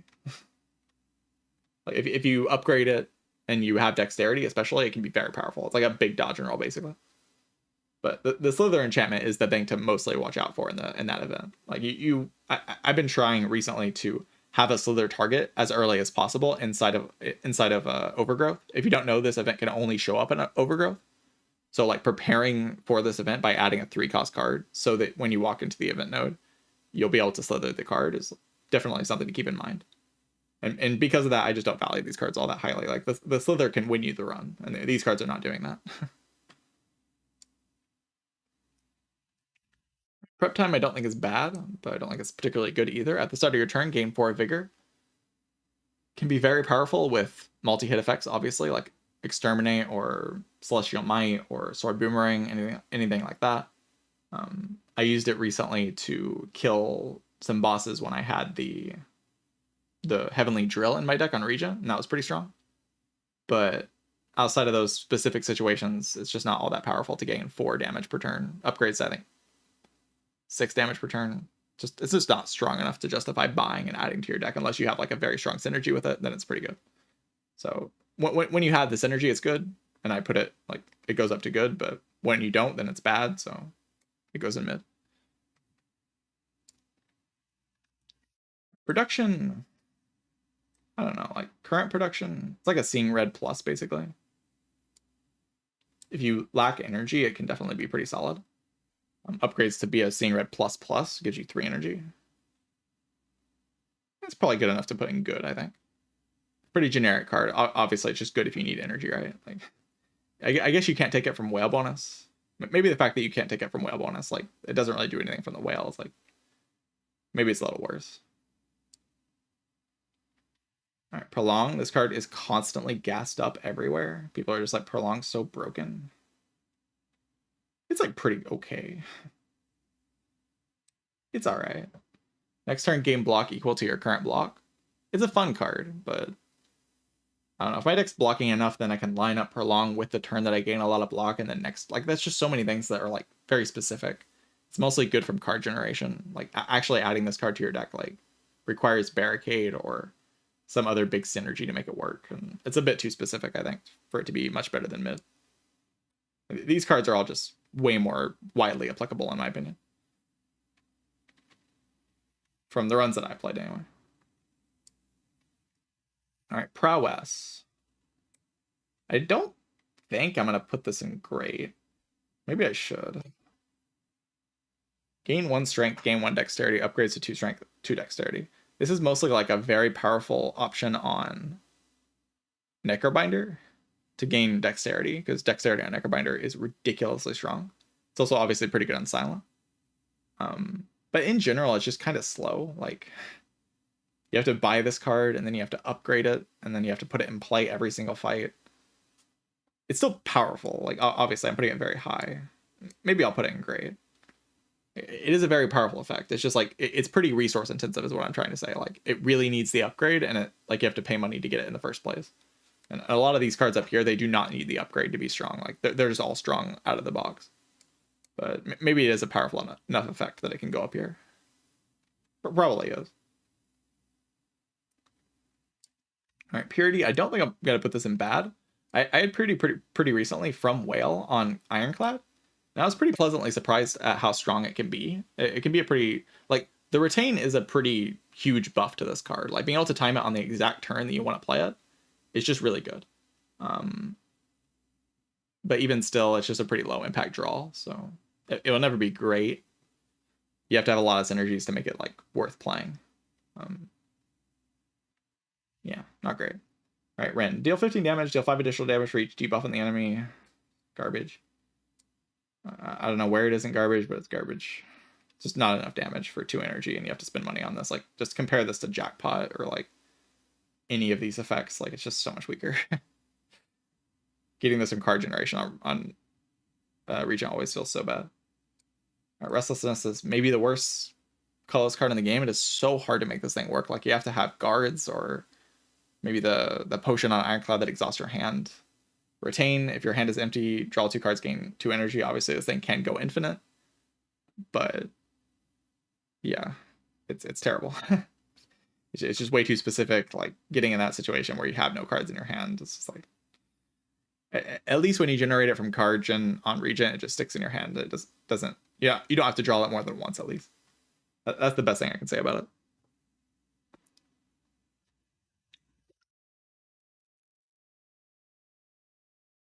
All right, Rolling Boulder.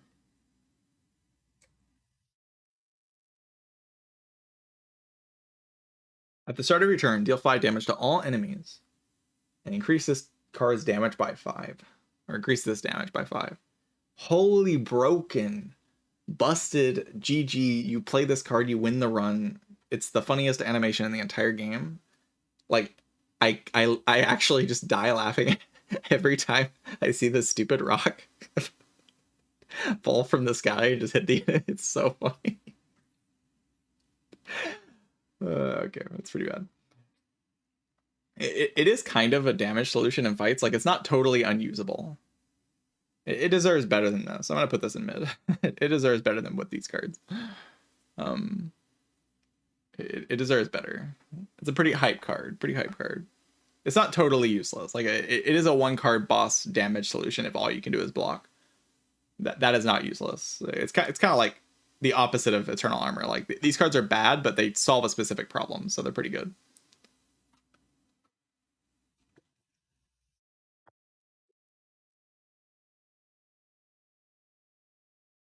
All right, Salvo.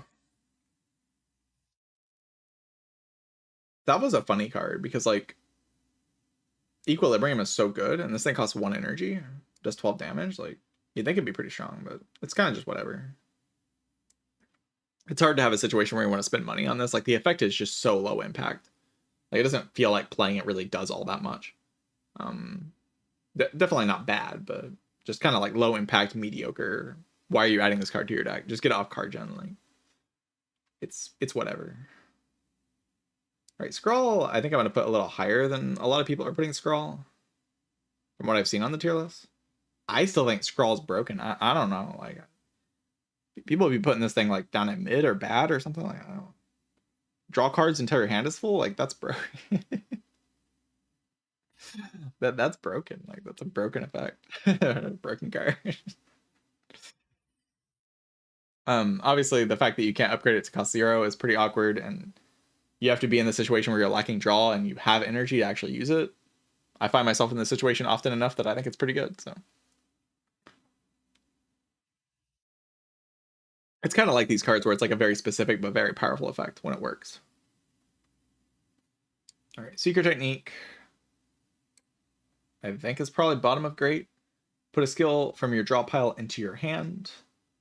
This card in this game with the characters that we have in this game, like on Regent, on Silent, on Necrobinder, even on Clad, the effect is just so good. I find myself buying Secret Technique in the mid to late game really often.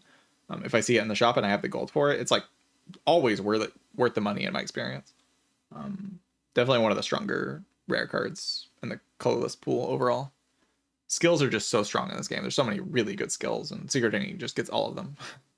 You can upgrade it, and it just becomes like a reusable Seek. Very powerful card.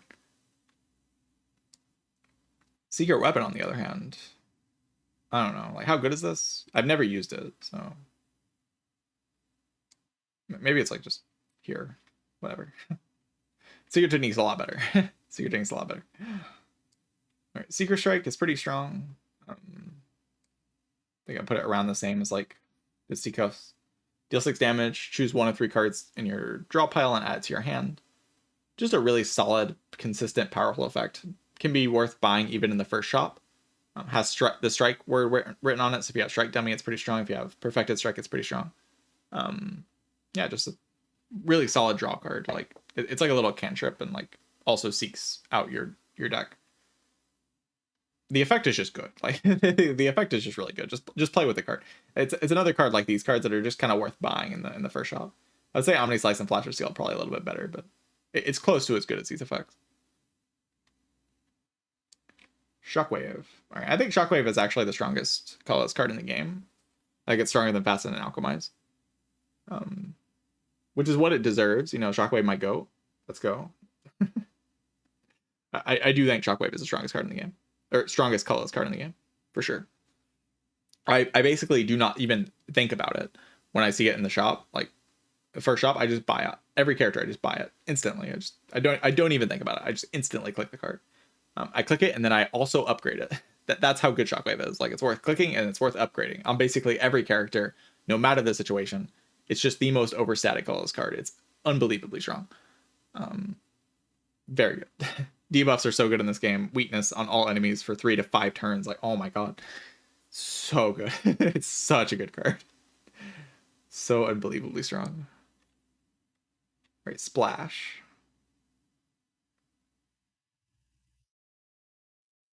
I'd probably put it in top tier. Splash. Choose one of 3 random attacks from another character to add to your hand. It's free to play this turn. So the main utility of Splash is Act 1. I've taken this thing in Act 2, but the main utility is, like, you see it in the first shop or you see it from your whale bonus. You take it, you upgrade it, and you one-shot the entire game with it for 2 acts. And then you win. Like that's what Splash does. It is massively overstated for 1 energy. The amount of damage it does on average is ludicrous.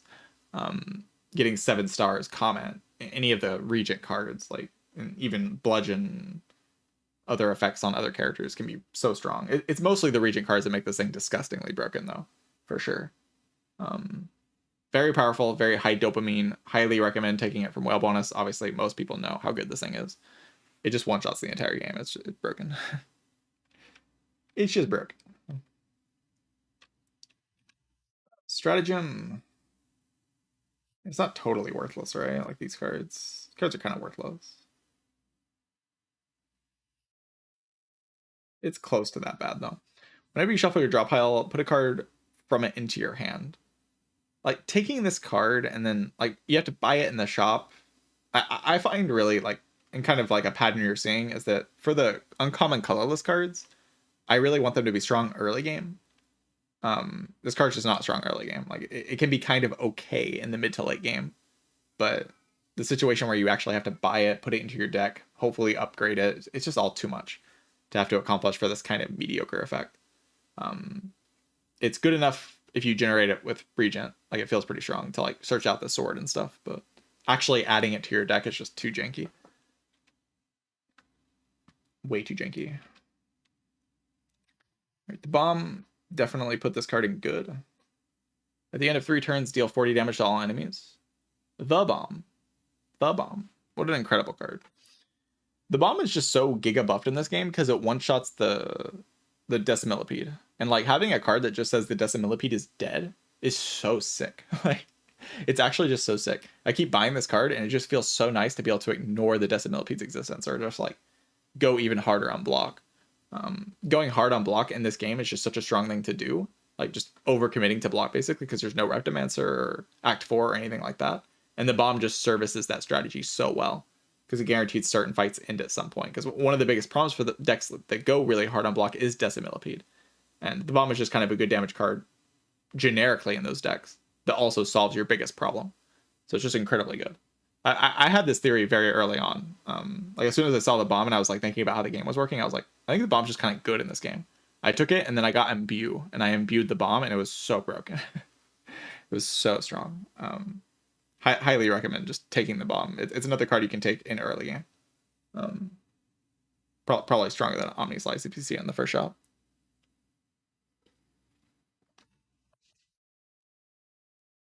All right, the Gambit, garbage.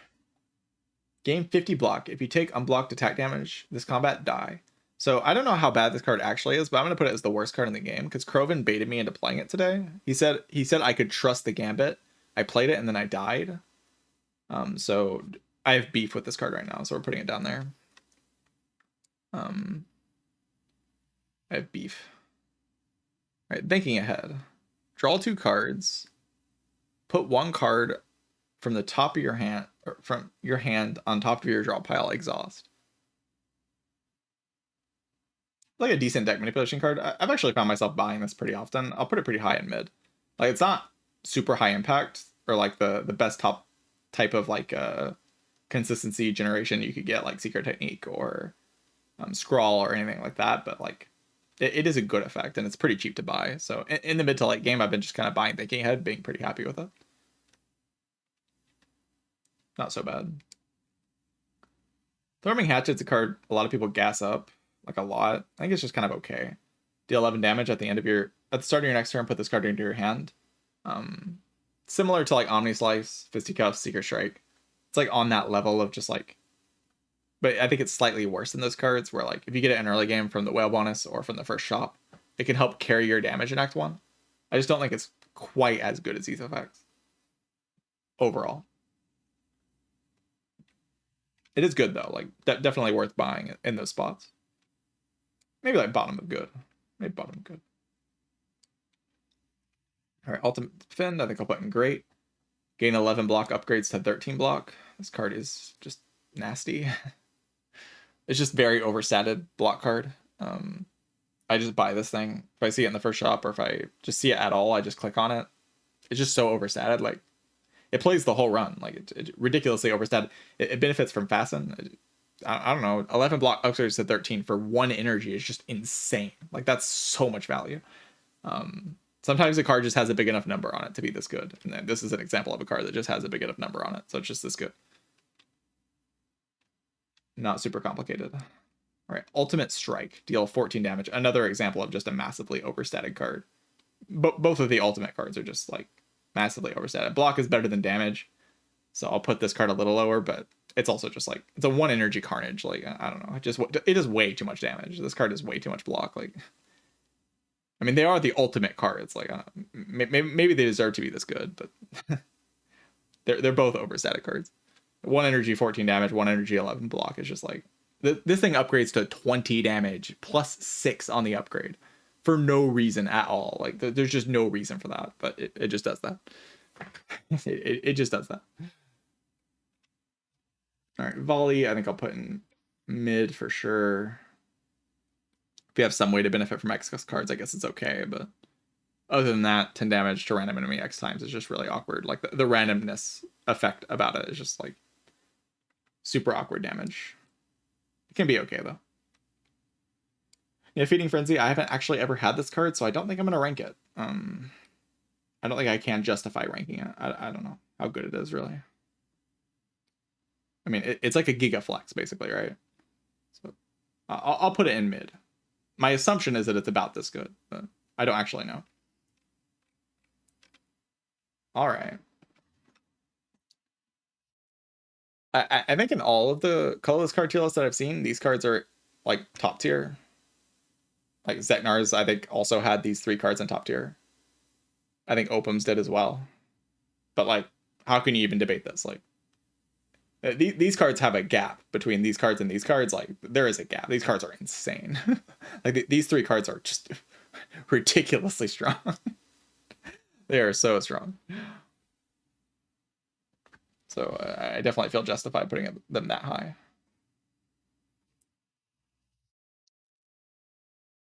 Maybe dramatic inserts kind of seems a little high to me. Let's put it down a little bit.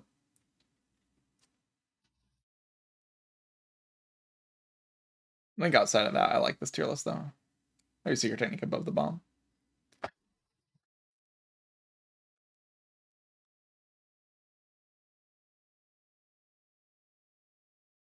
Yeah, looks good to me. Looks good to me.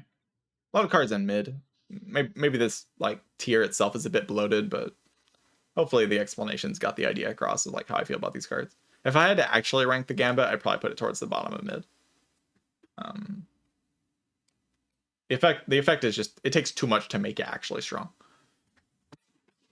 When it is strong, it is good, but like, there's just no reason to risk what it does. It'll be a fun card when Act 4 exists and you actually build around it to try to win the run. I mean, it is a fun card. I like the design of this card. For sure.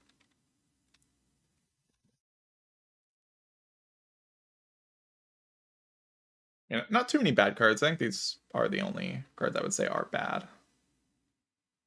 from the Colorless card pool.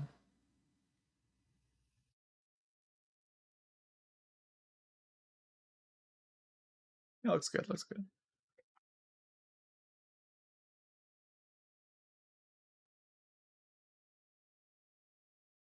definitely recommend, like, if you're going to take anything away from this tier list, just buy colorless cards. They are worth the money. They're really good, especially anything from good and above. Like, these are worth the money in a lot of situations.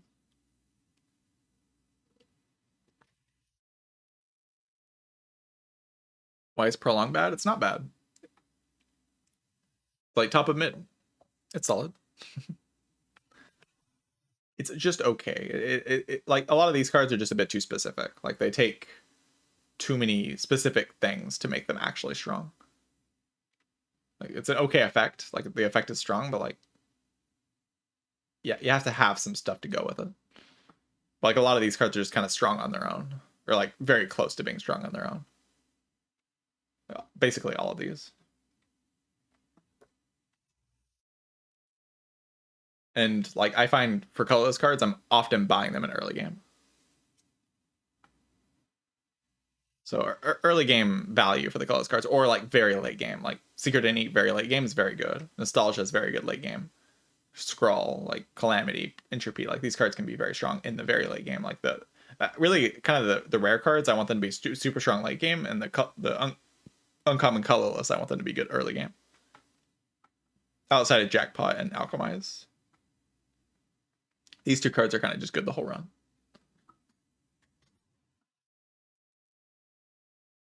Yeah, GG's YouTube. Thanks for watching.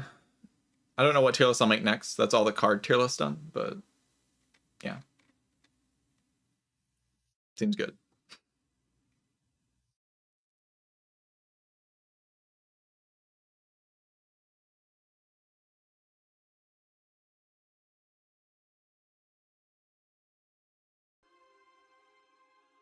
Just move this over.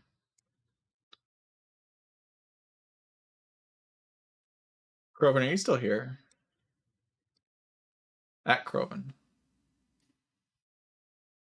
Did you see this run, Croven?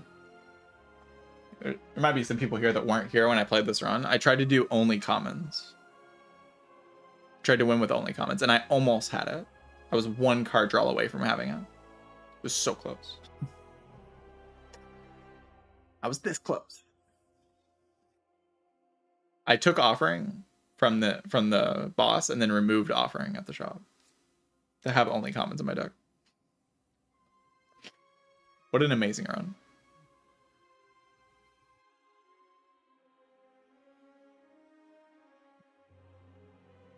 Yeah, I redid the fight, played the cards in a different order, and then redrew much better.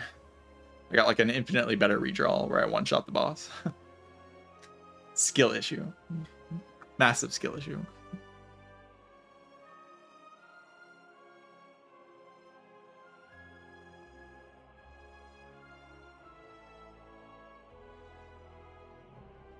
Think I could do only comments on defect?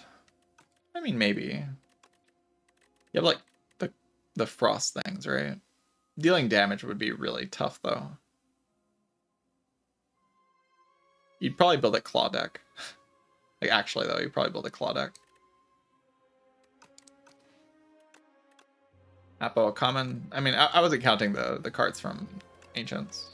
Doing it without ancient cards would be a lot harder. Obviously, like I had 2 breaks and apotheosis. These were carrying me.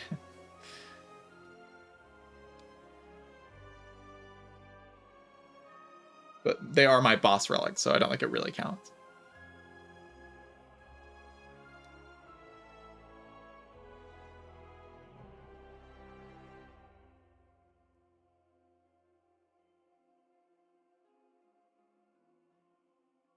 Yeah, they don't even like show up on here actually. It says 11 starter, 2 curse, and 15 common.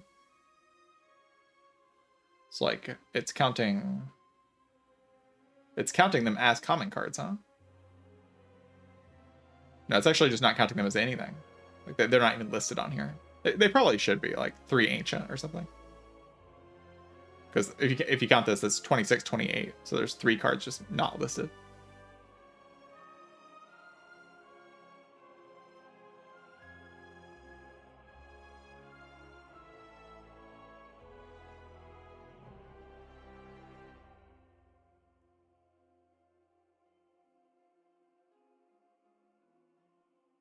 The break really need the energy buff.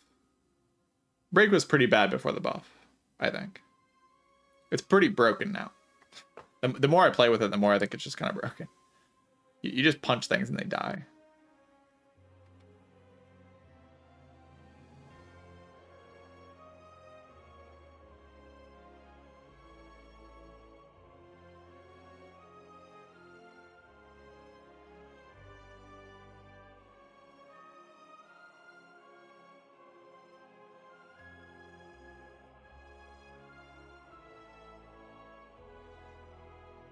I get 2 breaks. I got Dolly's Mirror. You can mirror your ancient cards. It's very powerful. What's the most broken clad build right now? I mean, there's no like builds in this game, but if you're asking like the synergies that are really strong right now, I would say like the vulnerable synergies, because of how good Dominate is, are very good. Just generally card draw is very good, like Burning Pact, Bloodletting, like card draw engines like that. But probably the most strong synergy package, if that's what you're wondering, is Dominate, like the Trimble into Dominate, like these types of cards.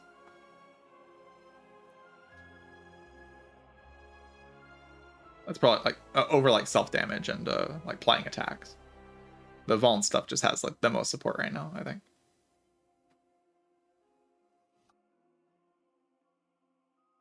I would avoid Molten Fist though. Molten Fist just isn't really. It's too janky. Out of all the Vuln cards, I have not found myself clicking Molten Fist at all. Bully can be okay in some spots, but Molten Fist is just really hard to utilize.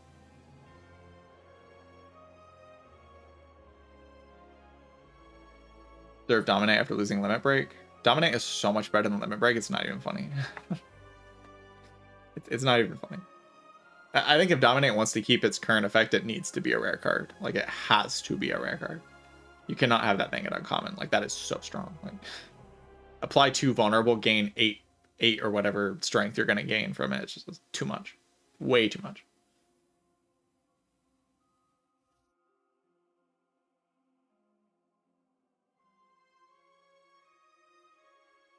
Just overwhelmingly strong card.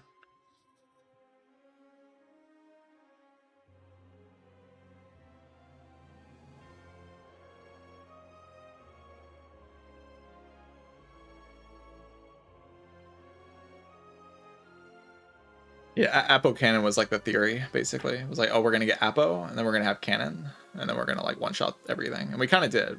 We got very close. We got very, very close. We just barely did not have enough HP to make it through the final fight, like with the draw order that I got. There's many ways I can win this run. I could just take the Dominate in this shop, and I win the run immediately.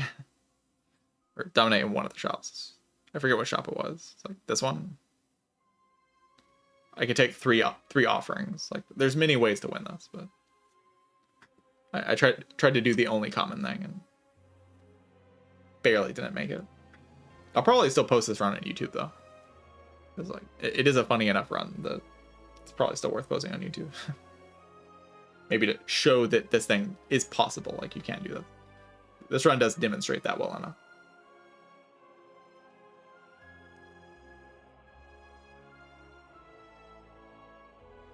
Yeah, just cut out the first try at the door fight. Beautiful.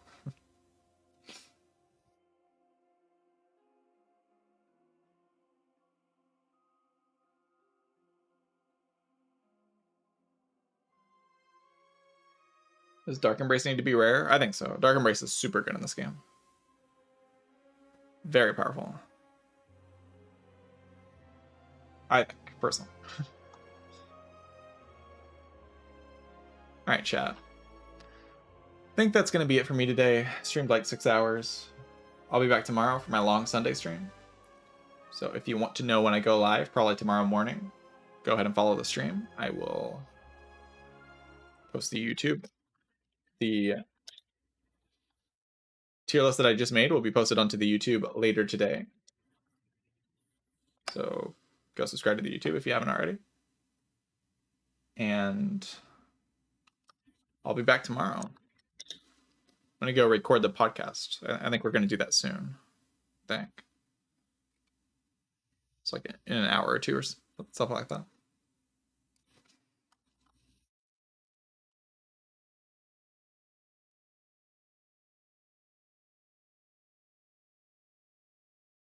Yeah, GG. See you D Edge. See you T Applesauce. See you Color. See you Blue Ascension. See you LT Dan. See you Aeon. And Yaspiel. Hope you all have a good rest of your day. Yeah, I'll see you tomorrow. Maybe we'll do more challenge runs like this. It was kind of fun doing this. Engaging with this game strategically right now isn't all that interesting. Like, I don't hate this game. I like the game. Playing it on stream every day. But, like, it's not the most interesting strategy game right now because, like, you can kind of get around a lot of the challenges in the game because the numbers aren't quite tweaked right. Which makes sense. It's in early access. But that does kind of leave space for challenge runs and stuff like that. Streaks just aren't all that interesting to go for right now because I know what the peak of streak is like. I know what the highest streaks are that are possible in the game, and they're like ridiculously high. So I don't really care to go for them. The game's just a little too easy right now. Anyway, thank you all for watching. GG's and goodbye.